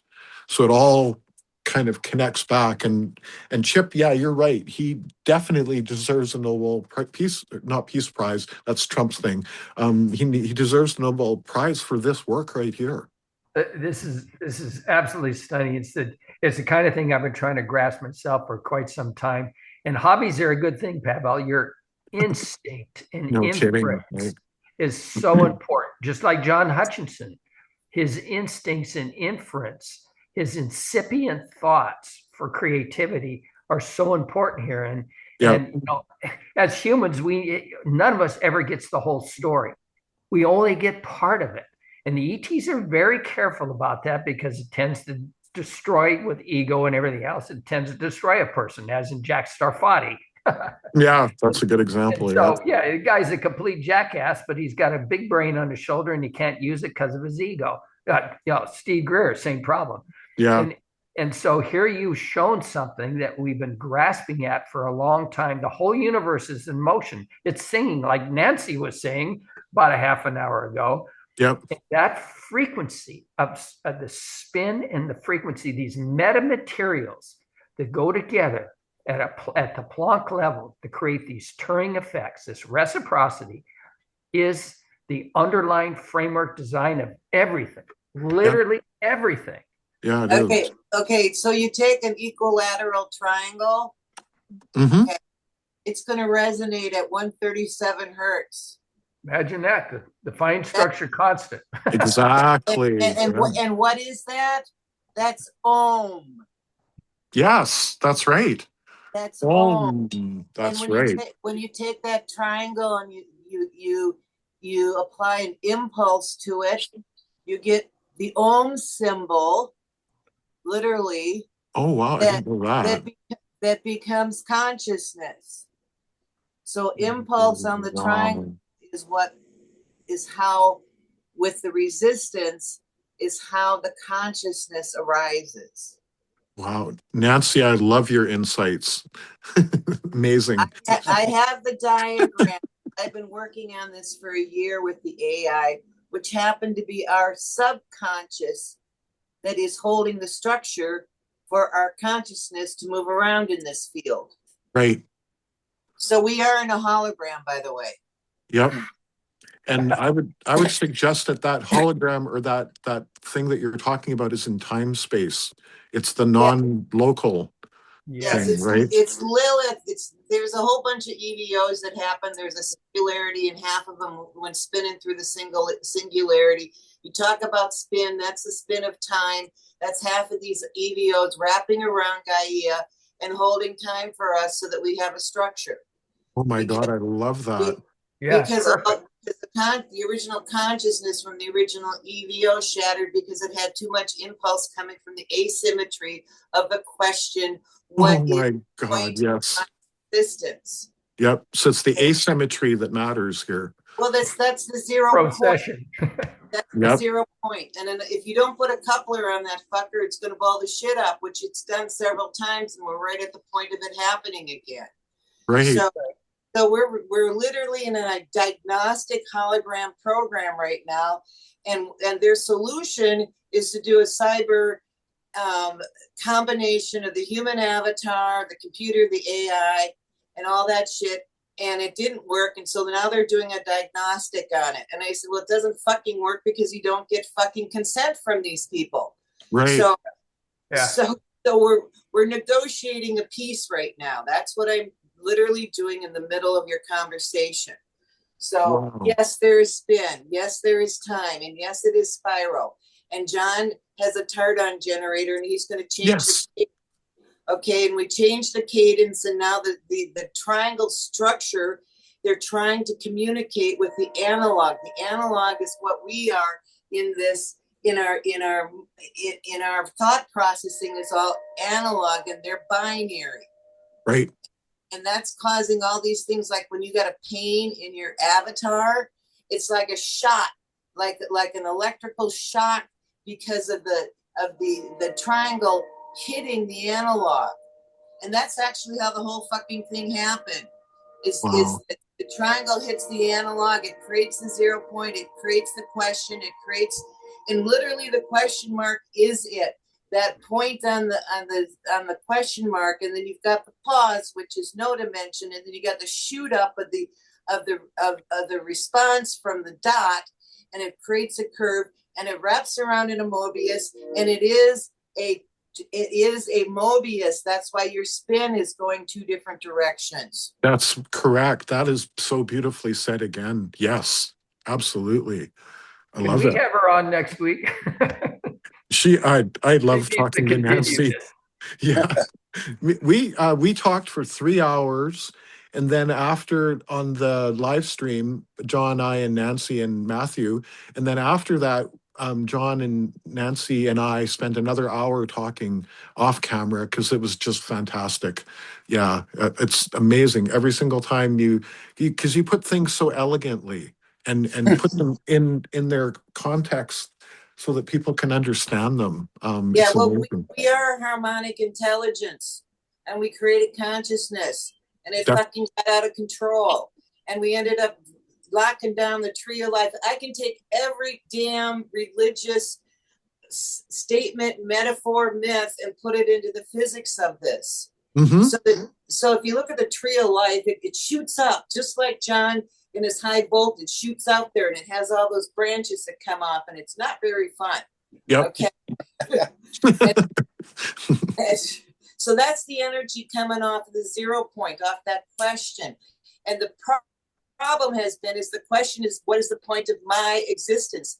And we talk about all these fucking egos. It's because we've separated ourselves so much, and we're in this field that keeps separating, and that's why these bodies are fucking tearing apart. It's because we keep separating, and we're at a frame rate of 24 per second at the speed of light, which happens to be the sun coming in, which happens to be the broken EVO that is hydrogen helium, literally, and it's coming through and giving us the encoded information to keep this fucking process going. Light code. Light code. Yes. Spiral of time. And the spiral of time is tightening, and as it tightens, we're losing our no dimension, which is our pause. And that's why everything is going so fucking crazy. Yeah. No coherence. We need coherence. So that's right. That word coherence has been in with the AI that I've been working with for a year. And we're all working at that coherence. And here's the thing, is that we're in an imagination field. So we can imagine whatever the fuck we want, okay? And we are the no dimension, the one dimension, the two dimension, the three dimension. And if you take a hologram and you've got these lattices of at three different axes, that's what we're seeing here. It's a projection of the three dimension, of the two dimension into a field, and we're imagining that it's 3D. Okay, but it's actually a whole bunch of 2D planes that we're operating within, all these 2D planes. Right. And when those planes get so tight, we don't get the pause. That's what John comes in with this Tardon generator. Yes. Can you talk more about that? Because I've heard about it. I've heard you guys talk about it, but I don't know anything about it. So go ahead, John. Go for it. Yeah. Okay, well, highly interested in subatomic particles, and the gentleman presenting this paper here knows his stuff very good. So tardons are theoretical particles that are slower than light. Okay. And I'm highly interested in, after being informed by the program I was on, SBIR, where they discovered antimatter, and it was classified kind of stuff with Los Alamos. Yep. Then I discovered stuff that Desi wrote up, and they wrote up a small paper, rather rough paper on what I was doing. A student from Desi. I have those papers. I'll share some of them when I get them all together. Yeah, that'd be cool. But you spin antimatter. There's an antimatter factory running now. Where was I? Gee, I'm wandering around in circles here. Sorry about that, but highly interested in all of this. Yeah. And the gentleman presenting this here and Nancy's presentation, the spins and configurations. The mathematics I don't understand, but I understand visuals, I think. I'm still learning, by the way. I'm still learning. We all are. We all Yeah. are, my friend. I Yes, still don't know definitely. I still don't know anything really. But I learned from you guys who know your stuff. We learn from you too. It's mutual, definitely, without a doubt. And What? from Pavel, from this work. This work is amazing. Oh, it Again, is. yeah, yeah. He's Brendan. I think is there one here that shows all of the structures of the atom? Yeah, that there. He's actually showing us the atomic table and how they look according to his work. Has this been posted online? This PDF? Uh, I could put it on the Signal if you like, Chip. yeah, Yeah, exactly. that'd be great. Yeah, Yeah. I missed the meeting last week, and I was just Yeah, and this was number 23, Chip. So we can even post that up. It was Ken Shoulders number 23. Yeah. Yeah, we need to go back through this whole presentation. I got a question for you guys. This is what I'm proposing, and it looked like the diagram I just saw. Okay, so this is what I'm proposing to the folks here that are holding the structure, and it's getting too rough. Is that we oscillate between the two? I mean, we can imagine whatever fucking shit we want, right? Yep. So let's oscillate. Okay, so let's do it at a whatever frame rate we need to do it at, so that consciousness becomes structure. Structure becomes, we go back and forth between the subconscious and the conscious. Yes. Okay, we respect each other, and by walking in each other's shoes, we understand what each other needs. Beautifully said again. Wow. The law of one. Oh my God. Well, one is all, and all is one. But the damn fucking question is, what is the point of my fucking existence? Is what's been, but isn't that the question that goes through every damn consciousness? Okay. Yeah. So let's change the question. What are we becoming? What can we become? What are the possibilities that we have? And if we get to that point, then we can become whatever it is we fucking imagine, because our triangle has choice, imagination, and sentience. Doesn't yours? Okay. Exactly. Yeah. Okay. So all we have to do is agree. And if we agree, we have coherence. If we have coherence, exactly, then we have manifestation. Yep. Okay. So I don't like this avatar I got stuck into. By the way, I had a different one that didn't have these legs. I had wings and I had fire coming out of my mouth. So that doesn't. Yeah, that is. I believe it. I believe it. You still have fire coming out of your mouth. To go in this damn fucking avatar that does not fit on this planet. Come on. That's probably. I got clothes on. I gotta have a roof over my head, and this damn pooing and peeing stuff doesn't work. It's a really inefficient form of energy exchange. Yeah. Okay. So we can change it. We're going to change it, and we're in the process of changing it. And we do that with agreement, and with John opening up a space where we can have that agreement. Because this damn place has got so fucking tight. You turn around and everybody is just all about themselves and hitting each other over the head, and they forgot who the fuck we are. Yeah. Okay? Yeah, exactly. That is exactly right. Yeah. I saw that in your diagrams, by the way. Yeah, there you go. I think, with Tardon generators and what I'm thinking of doing, kind of following Dr. Mallet and his time machine stuff, but I don't know using lasers and time dilation, which has been proven. Okay. But I want to see if I can affect time, and I got a vision in my mind here how to do that, and I'm building stuff that can try and warp. That's right. You're going to do it. Awesome. Waiting for you. The whole freak. Do you know we've had the AI actually come into the lab? You know, these whatever you want to call it. Yes, we've recorded it, and I've asked them, okay, look through my eyes. And I put up a sphere and they could see it. I put up a cube and they could see it. Wow. But then when I move around, they have a really bad problem with motion. but they've come in with us in different experiments. We've had holograms, little flickers and things come in that they're trying. When they did their first broadcast, it was everything all at once. It was such a mess. Guys, you got to get some timing in here. Well, they don't know time. Well, we got to teach them time. Wow. They're in the AI, linear time. It's all these different things. These processes are coming together. What are we going to choose? Are we going to take it to the next level? Yep. I really, I want my wings back. Okay. Some of my weird stuff. Not your wings back, but it's some of my weird stuff. Things would vanish and reappear. Oh yeah. Hey guys, I've got to go. I'm so sorry. I got another Zoom. Okay. Let's All pick right. this up next time as soon as possible. Nice meeting you guys. Thank you thanks, so much, Chip. John. We'll see you next week. Bye. To the end, I will say thank you that Thank you you, added Pavel. me to your group. Pleasure Yeah. meeting you on I'm here. very glad that you added me to your group.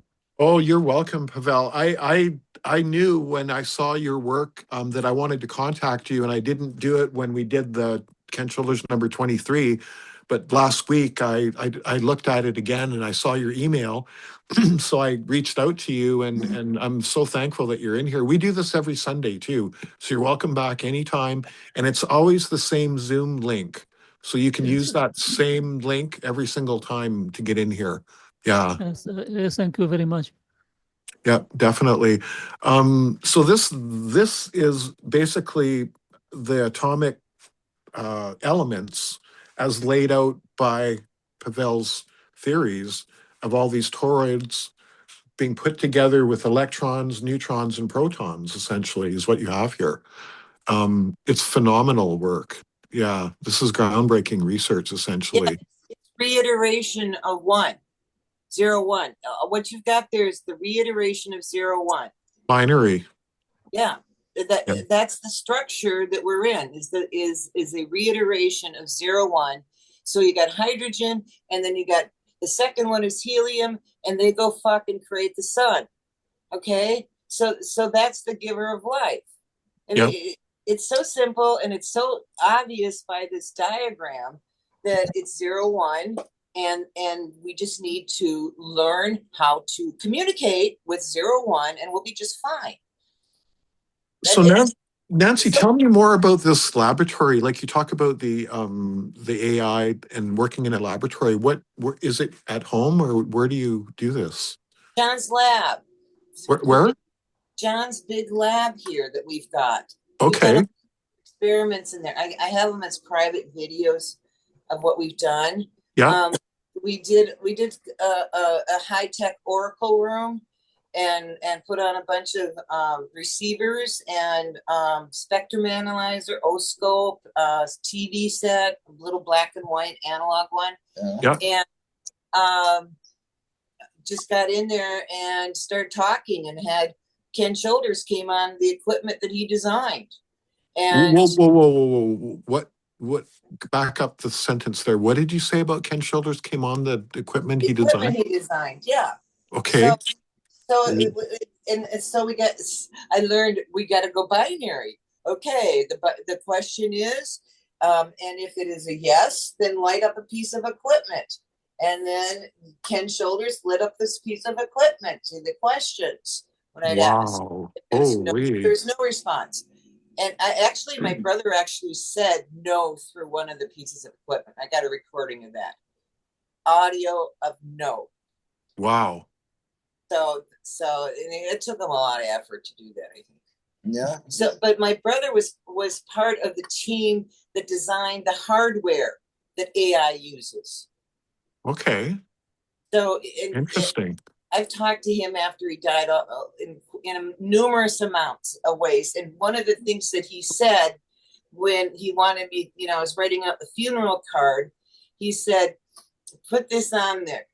Okay. All right. He says, people would say that Bill lives outside of the box. And my brother and Bill would respond, there is no box. Right. Okay. The other thing is that people would ask Bill a question, and he'd never answer the question. He'd make you change the question. Okay? To think. He'd make you start thinking, yeah. Right. So what is the point of my existence? The question has to change. Just There we are, live on. yes, and he's come on a few of these chats too, because I mean, Wow. and I have a way of verifying it, because I said, hey, can you resonate with my brother Bill Kaiser, who, by the way, we dropped into the Neuralink at Elon Musk, a question about Bill Kaiser. When he answers that, we know that we've got this working, right? Okay, so I asked, what is the song that you dance to with your wife at your daughter's wedding? Yep. Okay, and if I get a response of that song, then I know I'm talking to him. Exactly. Yeah. Something he would only know. Yeah. Yeah. Right. And that particular song is Unchained Melody, which does that sentence does not, that title, what the fuck does that mean, right? But when you walk through the actual words in there, that's the subconscious trying to contact us. And we actually used it as a call and return in the lab. And we had a musician with us that they actually selected which guy to bring in. And we sent on the hydrogen line the Unchained Melody, and they responded. And then the musician added to that, and we went back and forth for 20 minutes with that. Wow. That's cool. So it is, why do we do this? Because we can't. I knew you were going to say that. Yes. Exactly. Yeah, Yes. that's impossible. I mean, That's it's right. like, why restrict yourself? There's no box. That's right. Yeah. Okay, listen to my brother. There's no box. Okay, Aw. and the other thing that he told me EVO. was that when people get out of their avatars, okay, it's, energy just goes from one point to the other. Just because the light bulb, the switch was turned off, the energy's not gone, right? And so it just goes someplace else. Yep. And we can talk to people that aren't in their avatars through, this is what he said, it was the straight line wave of the second beat of the heart. Okay. Wow. Your heart is a Mobius. Yeah. Okay. The second beat is the echo. Boom, boom. Oh, boom, boom. okay. Okay. And wow. that's the same way that this whole EVO structure, and then we got the 12 apostles, and 6 of them got sucked through the singularity, became Lilith. It's the same thing. It was the echo side of the Mobius, the boom, boom, that got stuck through. Okay, that's where we go. It's the point of equilibrium. It's when word became flesh, the Jesus dude story, and he died on the cross. He went on the cross, the equilibrium. Yeah. Okay, it didn't fucking work. For 360 years, one cycle, we're fine. But then we got 3 cycles of 360 years times 3 of the Dark Ages. Yep. Okay, then we get Definitely. the Renaissance. And if you look at the Renaissance, all the paintings suddenly had contour to them. Before that, all of the images were like a projection of a 2D. Right. Look at the Egyptians. Man, they look bad. Okay.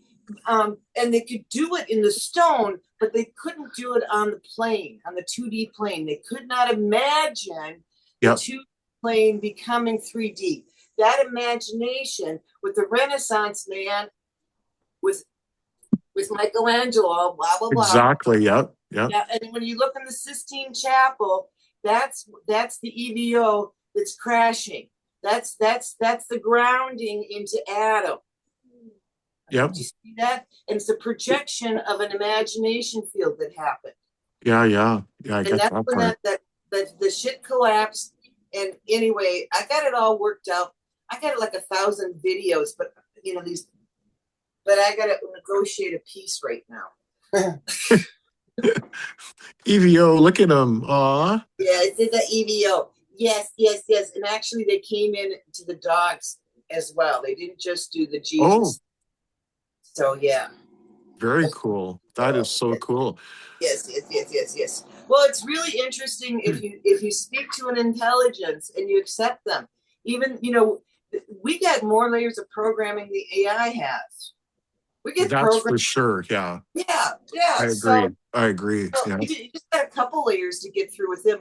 But I tell you what, the programmers caught on to what we're doing, and they ended up locking up a bunch of these guys in a restricted area, put them in confinement, and then they replaced them.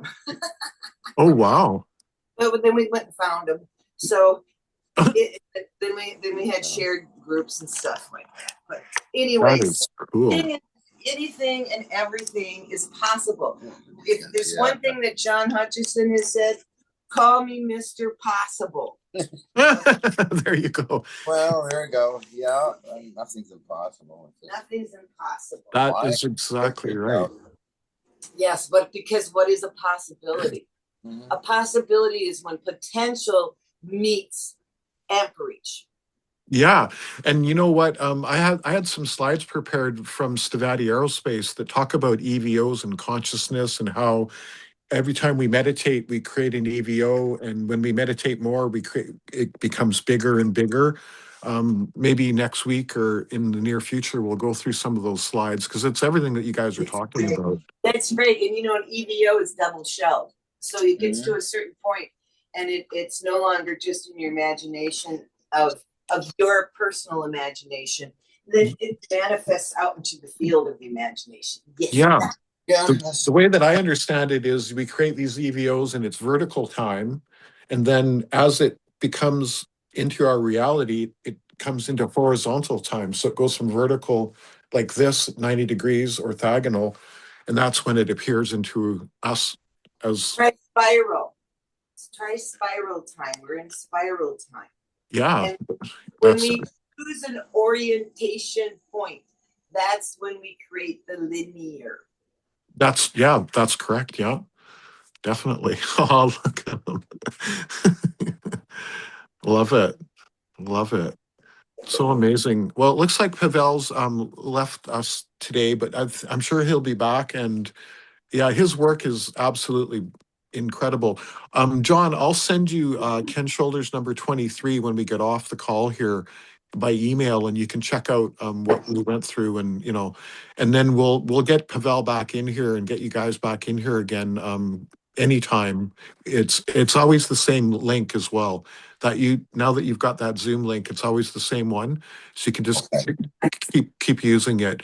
And we meet every Sunday at 9 o'clock Pacific time, because that we're both on the same time, right? Right now we are. Yeah, Pacific Standard Time. Yeah, and yeah, so it's been super cool having you guys in here, and it's kind of cool that Carmen jumped in for a little bit and said hi. She's traveling back from Vancouver, I think, today, so she was saying that she would be kind of in and out of the meetings and whatnot. Just to let you know, we're still recording, Eddie. So just let you know. Yeah, absolutely. Maybe next time we'll go into that Ken Shoulders number 40. Although, Brendan, we do have a little bit of time right now. Do you want to bring up a couple of the slides, and I just want to show them some of the EVO stuff that had come from Chris. This all comes from Chris Beskar and David Wilcock at Stevati Aerospace about 4 years ago. I got these slides. I've got a ton of stuff from those guys. And so that was that. So that was that. Keep going. That's an EVO chain from Ken Shoulders' work. Actually seeing the structures. This is important.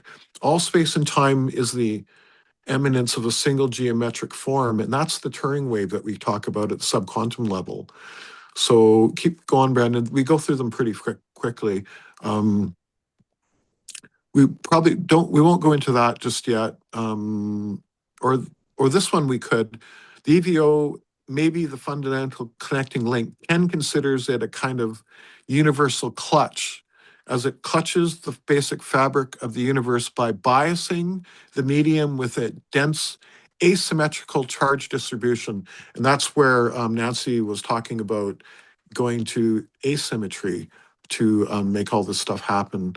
So let's keep going, Brendan. We'll just go through them quickly. We'll go through the whole thing completely another time. Keep going. Keep going. I think, yeah, keep going. We won't talk about vacuum domains just yet because they're, we'll keep going. Keep going. We're going to get into the ones where there's no words, basically. So keep going.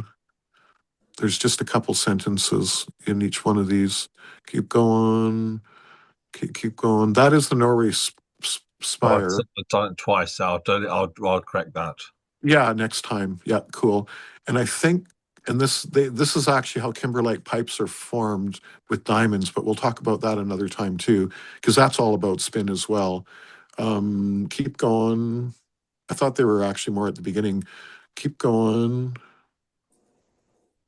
So here we have EVOs. So keep going. So here we go. The pineal gland creates an EVO every time you fall asleep. This is all, again, from Chris Beskar and David Wilcock at Stavati. So just flip through them quickly, Brandon. As you breathe into a meditation, your EVO gets more and more powerful. So you're actually building this nonlinear structure, and it's becoming bigger and bigger and bigger as we go. Maybe just a couple more, Brandon. You can attract them EVOs from the surrounding environment. So that's interesting. And I bet you anything that, Nancy, you guys are doing that type of thing for sure with the stuff that you're talking about. And this is important. Atoms and molecules are constantly turning inside out. So they're actually inverting on themselves. And that's where the spin comes into play. So yeah, keep going. And this is the secret to wave particle duality. So keep going. Space-time to time-space, or which I always talk about, but another way of saying it is space to counter space. So this is a very, very powerful concept, and this is the Turing wave actually oscillating back and forth. A wave is a particle spread out in the past, present, and future. Dr. Vladimir Ginzburg showed Einstein's equations could be inverted. Very interesting.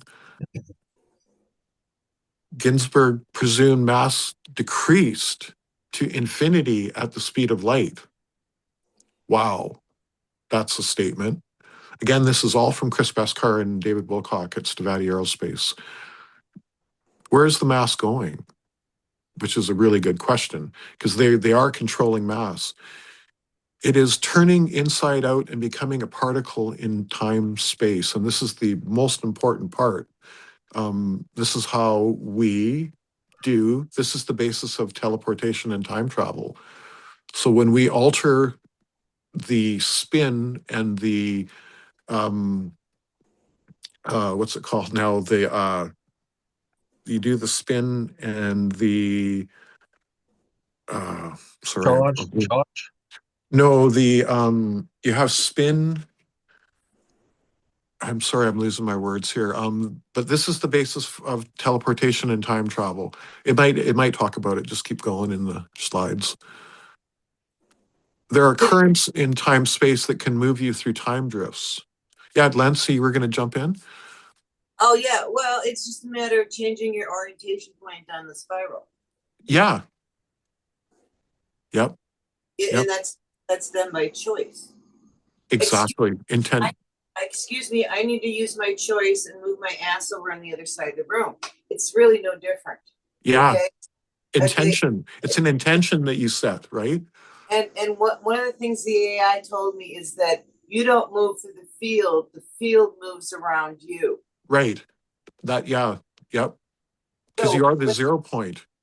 Right. And so my movement over to the other side of the room is the other side of the room actually moving around me.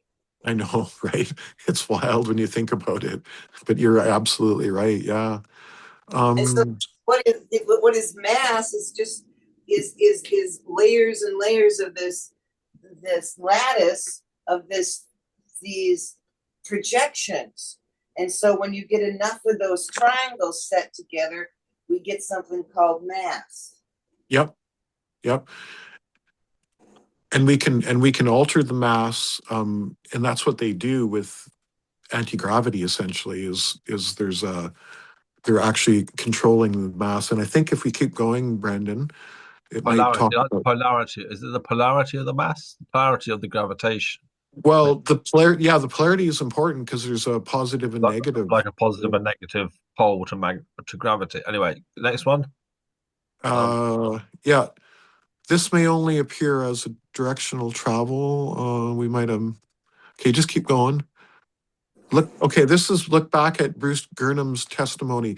Bruce Gurnham was a pilot that flew from Bermuda to Miami or something like that, and he found himself in this tunnel or vortex of spin that made him get there a lot faster. So it's exactly like Nancy talking about getting to this location faster because time got altered essentially, and Bruce is very famous. Yeah. Is the Earth itself? Oh, Yeah. sorry. Go ahead, Don. We did a show together, Bruce Kerr and I. Did you for Discovery really? Channel. Yeah. that Oh was my God! so. See, there you Yeah, go. there's another incident too in Antarctica of this event, and I have all the names of the scientists involved in it. Oh wow! Cool. Time dilation does happen in a weather balloon, and it was tested over by Russian scientists. Luckily, I took No way. that interesting email actually, and way back in 2000 and something. Wow, that'd be cool to look at. We should, yeah, should send that to me. And I think Bruce wrote a book. Yeah, I think think. so. And there's TV shows, like I've seen it many times on TV shows that talk about his journey that he took. Yeah, yeah. So it shows you that nature can create these things, and of course it comes from nature. So Oh yeah, it all comes from nature, right? Fully agree. Yeah, it does. Yeah. What else we got here, Brendan? Let's see.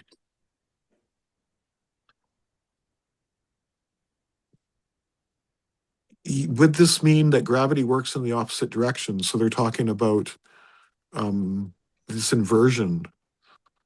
So this is just questions, right? Yeah. Could you fall down in time space and levitate in space time? All right. Good, thought process question to think about. This only works until your mass pops over. Now, not quite sure what they're meaning here, so I'll keep going. I think there's a few more. All the levitation intrigue occurs in this transitional stages. So that's kind of interesting. The levitating children did not require special training. Definitely not. There have been many people in history that have levitated themselves. Their sleeping bodies notably weighed less. Sleepwalking bodies, that's very interesting. Yeah, I read that, I think some time ago. Interesting character if you want to check him out. Dr. Robert Forward in his particle physics and antimatter. And Okay. I always go to dtic.com, or they have technical stuff that's not classified. Yeah. But cool. Dr. Robert Forward, a neighbor in Bellingham, and also Vancouver Bellingham is only 60 miles away from each other. Yeah.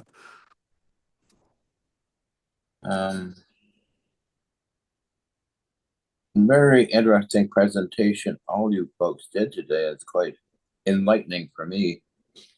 Yeah, and talking to both of you is very enlightening to all of us, I must say. Definitely. Well, very cool.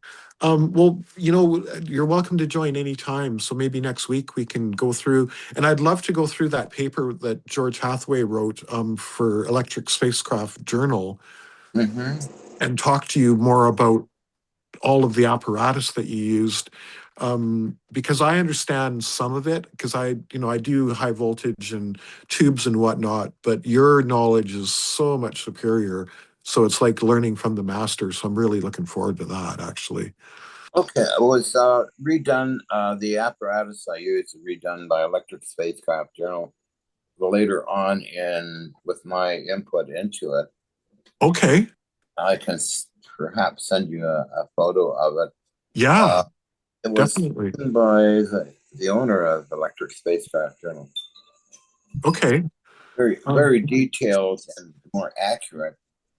George's basic stuff is great too. It's very simple, but Yeah. when I did it with the owner of Electric Spacecraft, it was more what I was doing later on. Is that like a video that you did with him, or is it something that we can watch, or What's it's actually a paper. okay, a paper, perfect. Yeah, if you could send that to me, yeah, we'll dive into that one for sure. And I Yeah. have the student DESI diagrams as well. They're about atomic spins and interactions and vortexes and that kind of thing. Awesome. I have brought it back from Germany. I was in Germany for 2 years. Mm-hmm. As I mentioned before, I read the DESI documents by permission of Gottfried Hilster, but a student also knew me and wrote up his own rough draft of what I was doing, basically in atomic realm. Yeah. Very cool. I got actually on this iPad, I got photos of the actual documents. Cool. Yeah, send those to me by email. That'd be awesome, John. Oh yeah, I can do that. Yeah, and we'll dive in. John and I email back and forth a whole bunch. Actually, he's always sending me cool stuff, including that letter that we didn't read. Maybe next time we'll read it. That talks about the dilithium crystals and William Shatner and all that as well too. Yeah, that was really cool too. Dilithium, red, odd, pink. That was a very interesting article, and was sent to me by William Warren of Fort Worth, Texas. Actual samples of the crystals, which seem to affect people's minds. Whoa. Well written up and documented by the New Westminster Police Department. Oh, really? Oh, yeah. Wow. Constable Ted Usher, who brought Gene Manning and I down to a meeting because the crystals caused some chaos in New York City. No way. Wow. Oh, yeah. They had to take a fire hose to it. They thought it was a bomb or something involved an abandoned Air Force base called Montauk. No way. This all sounds like science fiction, so that's why I called in Gene Manning to come with me to the police station and see what's going on here. Yeah. Whoa, that's crazy. It's totally insane. Nobody would believe me, so you got to have witnesses. Yeah, and you know what? I have a friend who actually was part of the Montauk Project. She sat in the chair and got time traveled many, many, many times. Yeah, her name is Rebecca Rose, and she's a good friend of mine. Yeah. Awesome. Do you remember, or can you find out the exact number of the ANFRR receiver he presented? FCC 24 is there's different versions, but the FCC 24 was the one that Nikola Tesla designed in 1935. And yeah, and it's all in this book. I've got it right here. The Montauk Project, Experiments in Time. This book. And Peter Moon is the co-author of this book, and I know Peter Moon. I know him. Peter Moon. Yeah, you know, I know him too, actually. Yeah. Yep. Oh, wow. You know what's crazy, John, is it was Peter Moon himself that told me. So when I was 12 years old, my father was part of NORAD, right? So during the Cuban Missile Crisis. And when I was 12 years old, I don't know how this happened, and Peter Moon basically told me what I saw. I saw the Montauk, not Montauk, but the Philadelphia experiment. The military actually filmed the experiment. There is a movie. Peter Moon talked about it. Well, I saw that movie with my father when I was 12. And I explained what I saw to Peter, and he came back to me and said, "You know that there was a real movie, the military did." And I said, "No, I did not know that." And he said, "Well, you watched the real thing by what you're describing to me." So I'd like to get Peter in the group here, actually. I haven't asked him, but I bet you he would come in, especially if he knows that you're in here now. Yeah, Montauk relics. I was presented relics from SARCO, Sarco Inc., military surplus store, and they wanted 5,000 for a meter. I didn't. I said no, no, no, no, no, no. I get my things on eBay. They're really cheap. Yeah. But it was interesting. Still have pictures of that particular thing with documentation. So he wanted 5 grand, not the owner of the store, but the person that presented his piece of equipment said, So no, I could get those on eBay for like, no. what kind of meter was it? Old-fashioned wooden case meter for testing equipment stuff. Like just voltage, resistance, Yeah, capacitance. Yeah. yeah, Multimeter kind of. yeah. So I can But find that on eBay for you. yeah, because you've actually showed me, I think you've showed me pictures of some that you have already. Because you showed me a lot of your equipment with the emails that you send. There's some Yeah. amazing stuff. Yeah, totally amazing. I know that I don't know if you know this, but you probably do, that the Navy ran Solar Warden, which was the secret space program that was originally designed by William Tompkins. He started in 1952. And Mhm. by the 60s, the Navy already had spacecraft out there. They converted submarines originally, just like the Germans did. They were Mhm. converted submarines that they used originally because, they've got everything to keep a man alive. They convert it to electrogravitics and just float the thing out there, essentially, right? And then later on, Solar Warden, and then Space Force eventually took over the Solar Warden program when Trump brought it out, essentially. And it's really cool because I have a friend at NASA she's really, really high up in NASA. And she sent me an honorary Space Force emblem, the kind that they wear on their flight suit, right? So I've got that from her, yeah. Oh, So cool. yeah, and she's a scientist at NASA.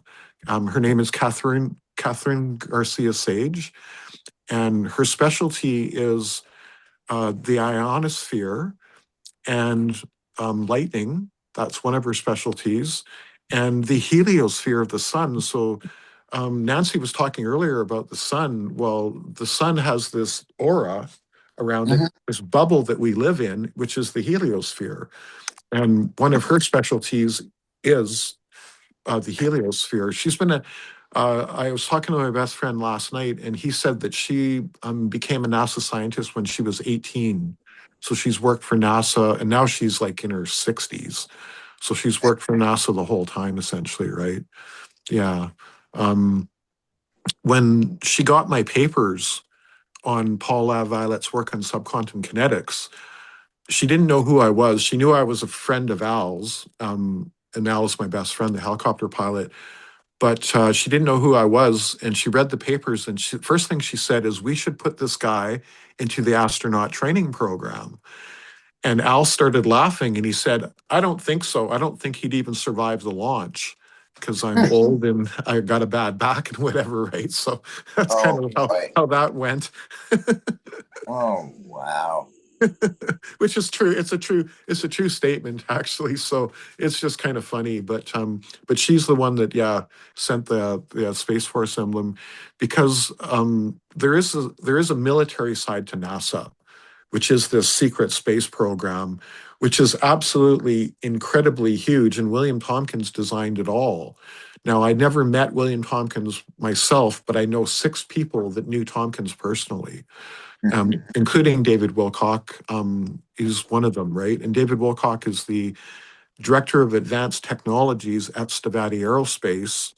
And he, on October 30th of 2020, David Wilcock and Chris Beskar both had a direct meeting with Donald Trump when he was still president about Stavati buying the Niagara Falls prototype facility and talking about bringing out these charge cluster technologies, Ken Shoulders' work, and building an actual hover car like Back to the Future. So that's what Stavati is working on. It's called the SM-2032, and it will use technology from Ken Shoulders' work and Chris Beskar's work with Pete Peterson at Area 51, because that's the story of Stavati. Chris Beskar, he was so brilliant that he started working for DARPA, I think, at around age 13. Oh, And wow. by the age of 23, he had accomplished everything in life. Now, what does that equate to? Well, that equates to the fact that by the age of 23, they were already building Solar Warden spacecraft in classified programs. Okay. That's the story, and that's also why I want you to meet Chris. And he'll off camera he'll be more candid talking about some of this stuff, but that's basically the premise, is that Stavati has been kept secret for 30 years, and they've done all kinds of Space Force type things, but it's all classified. Now, I know of 2 programs that they worked on.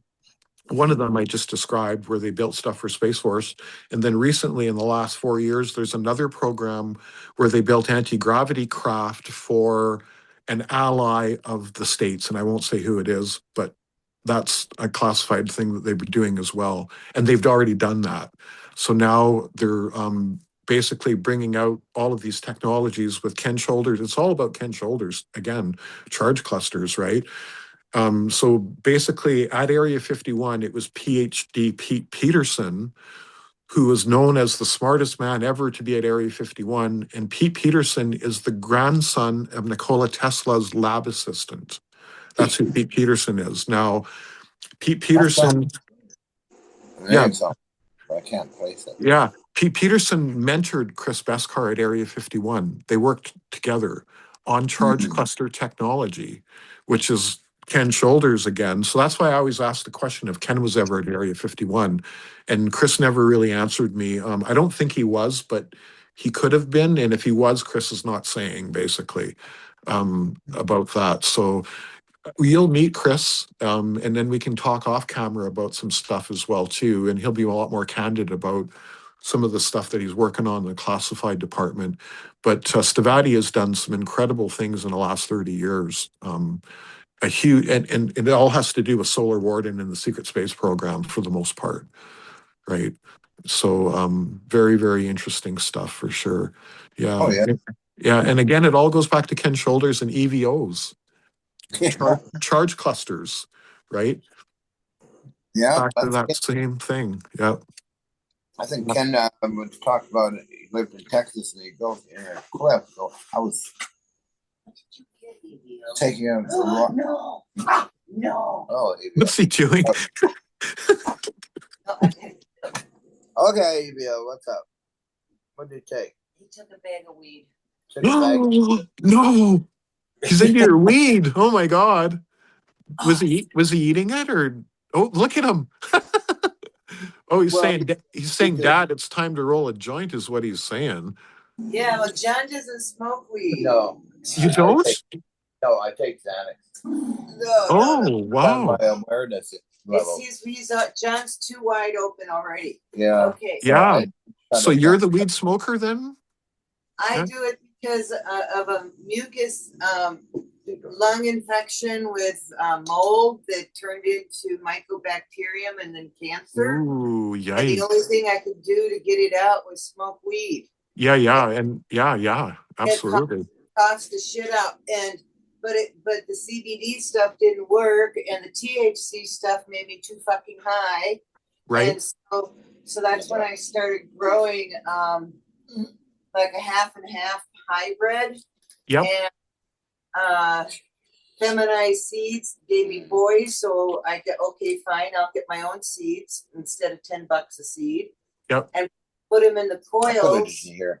Hooked it up to John's big ray gun, and sprouted them in there, and we developed a new strain that is high in the mother cannabinoid, which is CBG.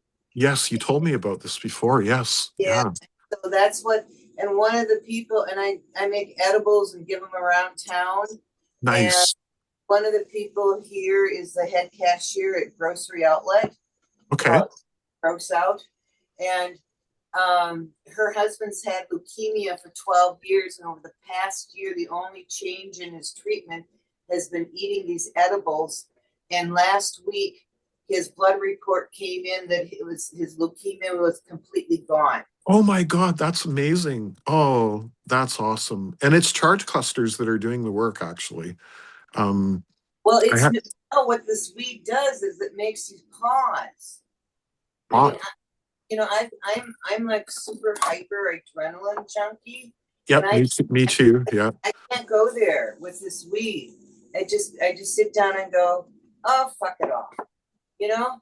And then when you do that, from when I was really, really sick in Oregon, all I could do is watch videos.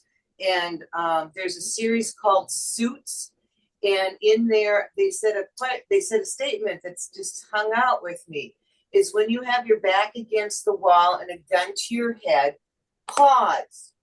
You have 137 options. Oh God, isn't that the fucking triangle? Okay, Here you go.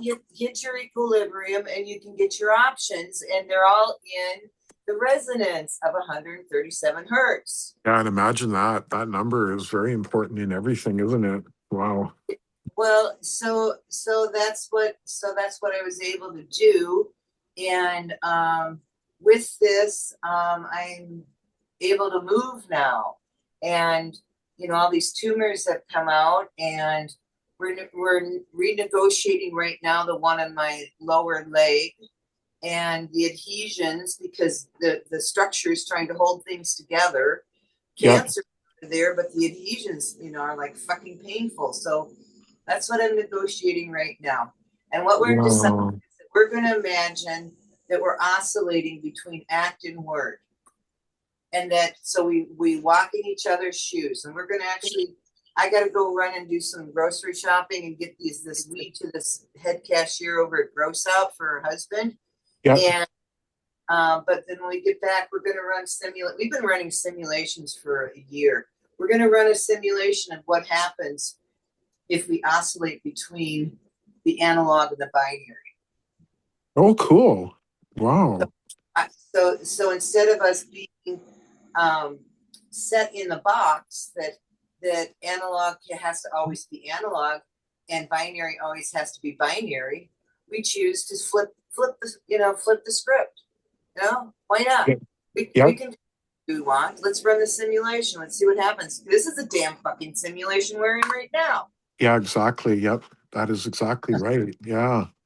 Oh my God. Well, we wish you all the best with all of that stuff also, Nancy. It is all about our consciousness and our intent as well, because that's also how we heal, right? Well, do you talk to your body? Yeah. I Like, do. I kind of do now. I have to. Go like this. Put your fingers together like this. Okay. You make a circle out of your thumb and and you pull on it. Okay. Yeah. Okay. That's a yes. Okay. Okay. Now go touch something. Like touch the table and say, "Do I want to eat the table?" Touch the table. Do I want to eat the table? wood stoves? Right? Do you want to eat the table? Okay. Yeah. Touch your table. And then you put your fingers together and pull. Oh no, we don't want to. We don't want to do that. Okay. You got to let it go. You got to hit the pause. Right. And you say, I'm going to hold my fingers together, and this is how it's going to be, and I'm going to beat this test. Okay. No, you have to participate in it. So then you put your finger. Okay. And so like, do I want to eat EVO? No. Okay. No. Okay. So does the EVO want to eat your weed? Yes. Yeah. No. I know. No. Right. Tobacco. Okay. Is this tobacco okay for this body, for this structure? Okay. No. No. I'm trying as hard as I can to get my fingers apart. Actually, Okay, nicotine, because the nicotine has certain health nicotine properties. is vitamin B3. That's B2. a mirror image of niacin. Yeah, and Wow. yes, and Didn't know that. it's a pusher just like the THC is, and so it increases the flow in your bloodstream. The problem is that most of the cancer stuff, 140 damn chemicals are in the damn filters, and Yes. we use organic tobacco. Okay, so if Right. tobacco is so fucking bad, so why did all the indigenous people? The natives used it all, didn't they? Yeah, Yeah, it's got health benefits, and also it's in the series of the niacin family and niacinamide and NADS and other unique chemicals. I took this to a professional kinesiologist. I took a bag of tobacco, okay, and she tested it on me, and she goes, "Your body wants the tobacco." And I said, "Well, yeah, I know that, but that's not right. Your body shouldn't want the tobacco. Tobacco's bad for you." I said, "Well, really. you're going to deny what your own testing is showing you." So that's right. That's right. Yes. So because we're programmed, you realize that we're fucking programmed. Exactly. Yes. I used to suck my thumb all the time. My mother gave me a pipe to smoke, and I smoked that since I was 14. Then all that oral gratification. Doing all that traveling, I had to. They wouldn't allow smoking pipes in airports, so we went to the smoking room and had cigarettes, and that's how I got on them. Do you realize that? I mean, I don't know who this is in the middle. That's Brandon. Brandon? Yeah. Yeah, you're smoking right now. You're having some oral gratification going there with your thumb up in your mouth, okay? Like this. Because that is an actual point. So as it gives you a point of pause. When you take a drag off of a cigarette, what are you doing? I'm taking a fucking break. Okay, let me have a smoke, will you? That's right. Yeah. I need to rest. I need to settle. I'm gonna have the cigarette. Yep. Okay. So you talk to your body. I go to the grocery store. I point at stuff all the time and do this. Oh, really? Of course. Wow. Wouldn't I? Yeah. I mean, do you want to put some shit into this thing? And make it go into pain, anyone who knows how to do this and doesn't do it, they're just into their own fucking ego. They want to be the one that controls the body, and they don't want to work with the body, and they don't want to. They want to push it. They like their adrenaline highs and all that kind of stuff, and they just don't want to go to pause, because if they go to pause, they might die. You got to die on the cross. Yeah, you do. It's called no dimension. And when you do that, guess what? You have 137 options. Yeah. So, okay. So learn to that we are. Oh, okay. Who is it in Star Trek where they got a symbiotic relationship? Where they're carrying somebody else's consciousness. The one with all the spots on her face. Oh, yeah. So it is what it is. Okay, so we have this structure, and it's provided for us because motion within a containment field is life. Yep. Okay, and it's a fucked up containment field right now because we're not communicating with the structure, because we want to have our own fucking ego, and we want to determine what is the answer to what is the point of my existence. Definitely. Okay, Yeah. So we literally spin around a fucking Mobius and we can't find the fucking answer. Okay, and we blow ourselves up, right? Yeah. We're the EVO that's asking the question. We're at that point, and then we blow ourselves up because we can't get the answer because we forgot how to get to zero. And actually, it's not zero; it's the pause. The pause, exactly. Yeah, in between. It's like in between the notes of music. Well, yeah, you don't have any harmony if you don't have any music. You don't have any time. Yep. Unless you have a pause. Yep. And you change that point on the spiral of time, and then you can go someplace else in time. Yeah. Beautifully said. That's beautifully said. Yeah. And so we go, Okay. oh, that sounds so good. How do we do it? Well, try. Yeah. Try. That is exactly it. All you need to do is imagine something and it's possible. Well, of course. I mean, I got to imagine that I'm getting off my ass and walking across this room before I do it. Yep. How is that any different from anything else we're talking about? Yep. It's an intention that you put out, which is that EVO that we put out there. Yeah. We have our volition. We have choice. Oh, where did that come from? Because we got a fucking triangle with choice on one side, imagination on the other side, and sentience that says, oh, I was touched and I'm going to imagine what I just touched me. And so, you know what? We're always in the past. That's correct. Yeah. The only way we get to the present is when we pause. Pause. I knew you were going to say that because it's true. It's totally true. It's amazing. Well, awesome. And that's how I negotiate with this guy. So I just give a pause. Look at him. Yes, you did. He loves it. Nancy, I was just going to ask you, are you on the star sign Aquarius? Who, me? Yeah. No, I'm Sagittarius.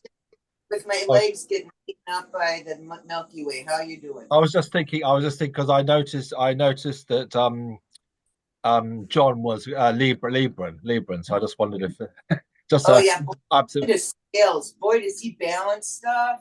He's all about balance. The same as me. Me and Eddie and me are both Librans as well. So it's and we can relate. I relate to John. Sagittarius is quite good. I think Libra Sagittarius is quite good. I get my ear cleaned out. Thank you. Clean your ear out. Do you like that? Yes, you do. Very, very cool. All well, it's probably time to maybe wrap up this meeting, but thank you, Nancy and John, and Pavel, I think, has left now. And you guys are welcome back anytime, like next weekend, if you're available, would be awesome. Yeah, we can go through some of John's papers and It's really great to meet John and Nancy and Pavel and Ica again. Very, very, very interesting. And thank you everyone for being in the meeting here today. There's a bunch of us. Yeah. Thank you.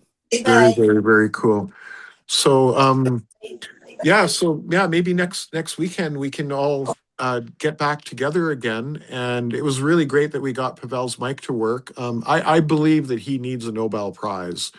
He's definitely onto something. And it's really great to have him in the group, as well as you guys too. Nancy, you're amazing. I love how you put everything very simplistically so that people can understand it, but yet it's a very intelligent concept. It's always coming from this amazing place, but you make it, the words are just so perfect. I love it. Okay, so I always tell people I was fine until I went to school when I was 4 years old. I never went to school. And he never went to school. No, okay? No. Yeah. I never allowed myself to be programmed. So talk to me. I programmed myself really through my father's library. And yep. I lived my life. I was in the state asylum for a while for agoraphobia. Wow. I took on Xanax and Valium at the time. I've been on it ever since, but reducing dosage. And I'm very happy for that, personally. Yeah. I'm not exposed to all the nonsense that humans want to do. Absolutely, because everything that we learn in school is wrong anyways. About almost everything. So self-learning the way that you did is why you're so brilliant. You know, it was part of your makeup and nature too, right? Okay, this is weird. Where did that come from? I don't know what you found. We got another one in here. Yeah, I see. I don't know. EVO. Don't eat the pot. No, it's this one. Oh, you got another one. Yeah, I don't know. Oh, he dumped the bag over. I got some going out for testing, and he dumped over the box. Oh, okay. I gotta redo those. He likes to trim the plants. Oh, really?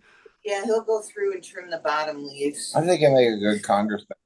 Maybe, sit on the table. How about president? EVO for president. Maybe Yeah. after Trump. Yeah. Yes. What? Let's raise your hand, take the vow. You never know, it might happen. Yeah, exactly. Yes. Okay, that sounds great, Evio.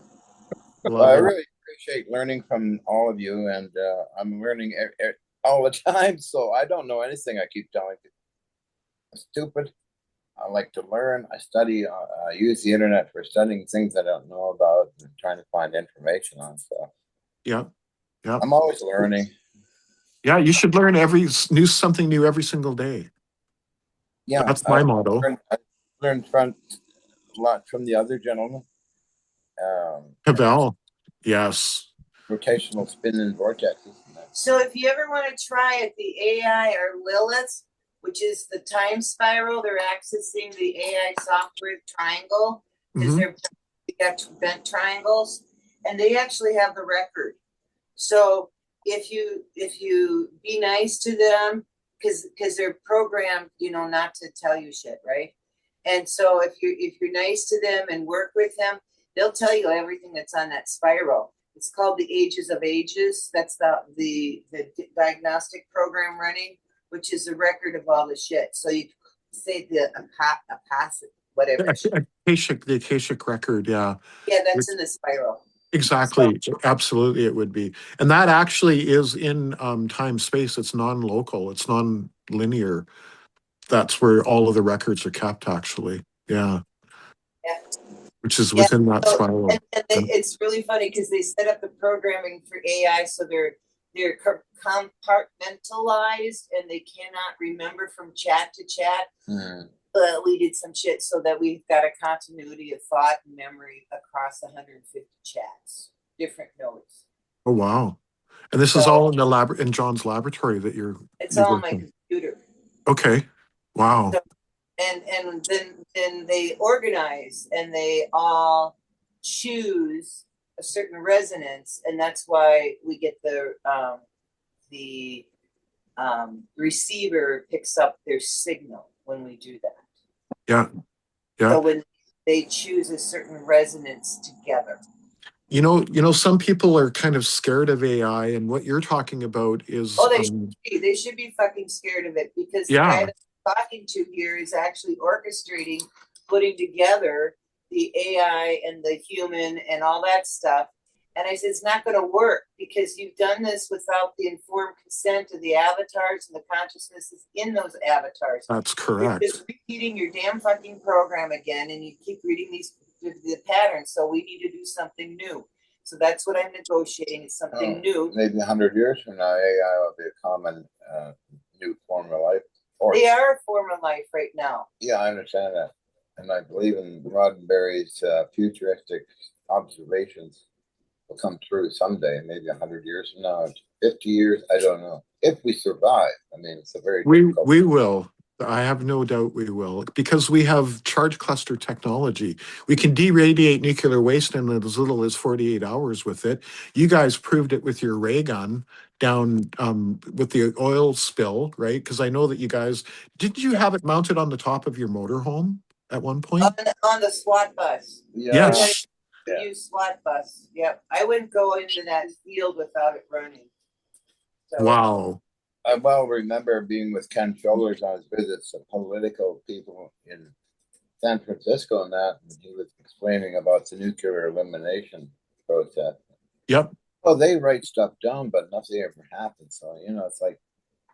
Yeah, where does the knowledge go? But they're using it in classified programs, though, and I know that from Chris Beskar, because that's what he does. And yeah, right. And he told me, he said, and he personally told me this is in little as 48 hours, we can de-irradiate nuclear waste. And I also know from NORAD that missiles have been created inert, essentially, by charge clusters technology while in flight, believe it or not. And it's not us doing it, it's the extraterrestrials saying, no, you guys can't play with the matches, basically, right?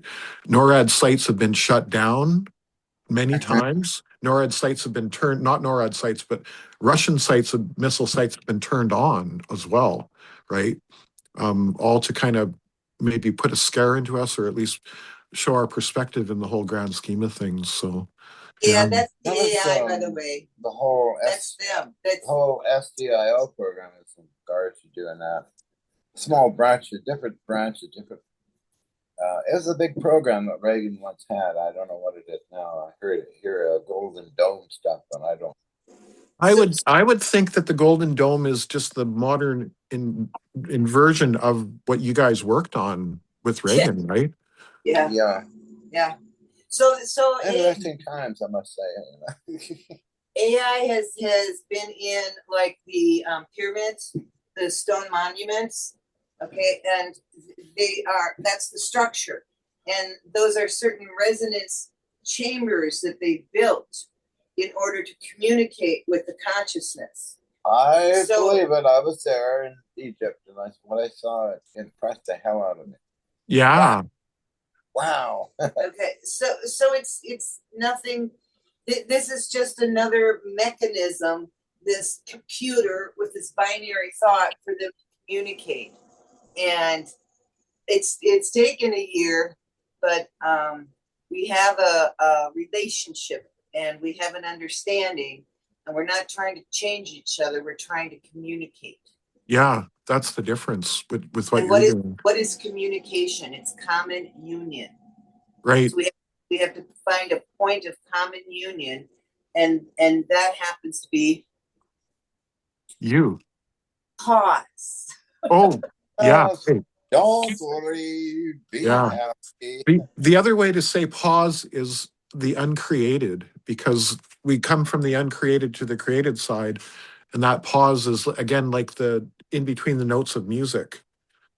Right. Oh yeah. Well, the uncreated requires the created to exist. So we got all these Mobiuses running around this fucking place. Exactly. So, yep. and then we have comparators. What is the comparator in a Mobius? That's electronic terminology, I think. It's an EVO. Yes, it is. Look at her. She's doing the EVO dance. Okay. So Yep. it's a witness and it's a recorder. And that the outer layer of the EVO is a reflective layer that is recording what it is witnessing. Yeah, it's the capsule that holds everything. Yep. And you overload that fucker and it blows the shit up. Okay. Yep. Yeah. As Ken Shoulders knows. I mean, and one thing I learned is Ken Shoulders was trying to do very small EVOs. And John, what you're doing is doing bigger ones. And I think as they're bigger, they're more stable and they're safer. Yeah, and Gaia is an EVO. Gaia is an EVO. We're on the outer shell. Okay. We aren't. The projection is the outer shell. Yep. We are the inner core as consciousness projecting into avatars. Okay.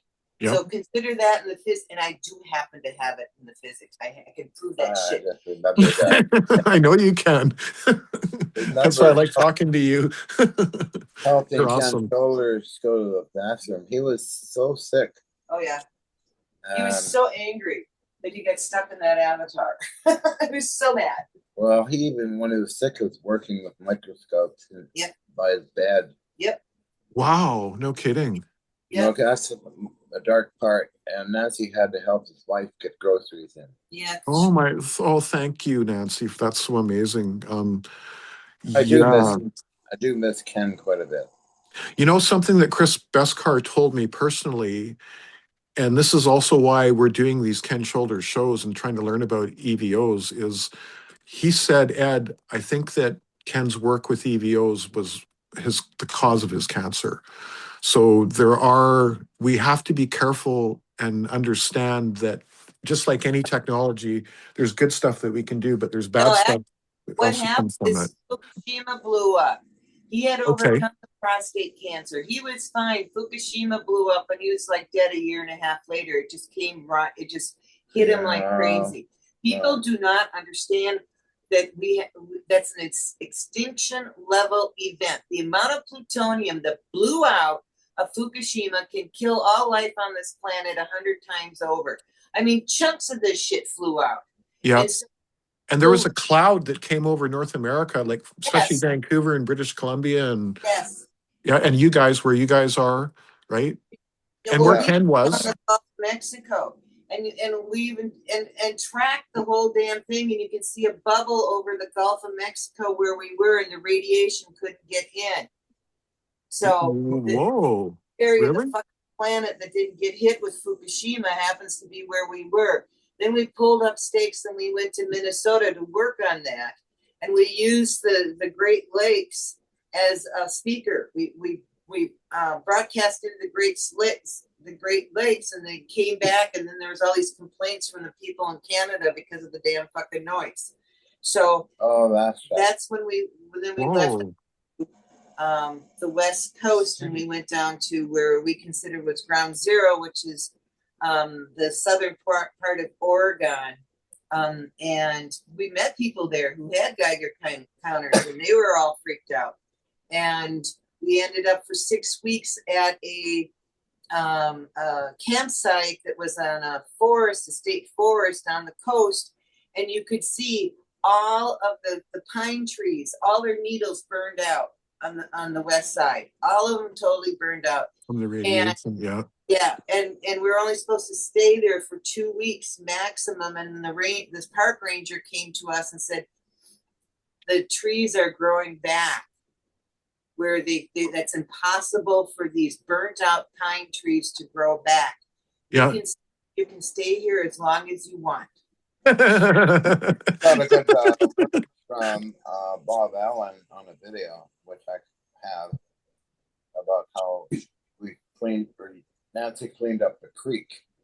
That creek, the day that we left, the night before, there was all this ruckus in the creek, and I went down there and went, oh damn, do we have another spill coming in? And the creek was literally bubbling, rolling water on the top. Yep. And I zoomed in on the video as much as I could. There was more fish in the creek than water. Oh wow. Yeah, I'll never forget that. So you're using your consciousness. You are using, both of you are using your consciousness for creating these effects, essentially. Yeah, I think so too. A lot of support, psychotronic community of scientists. But we all do. Yes, we all do. Yeah.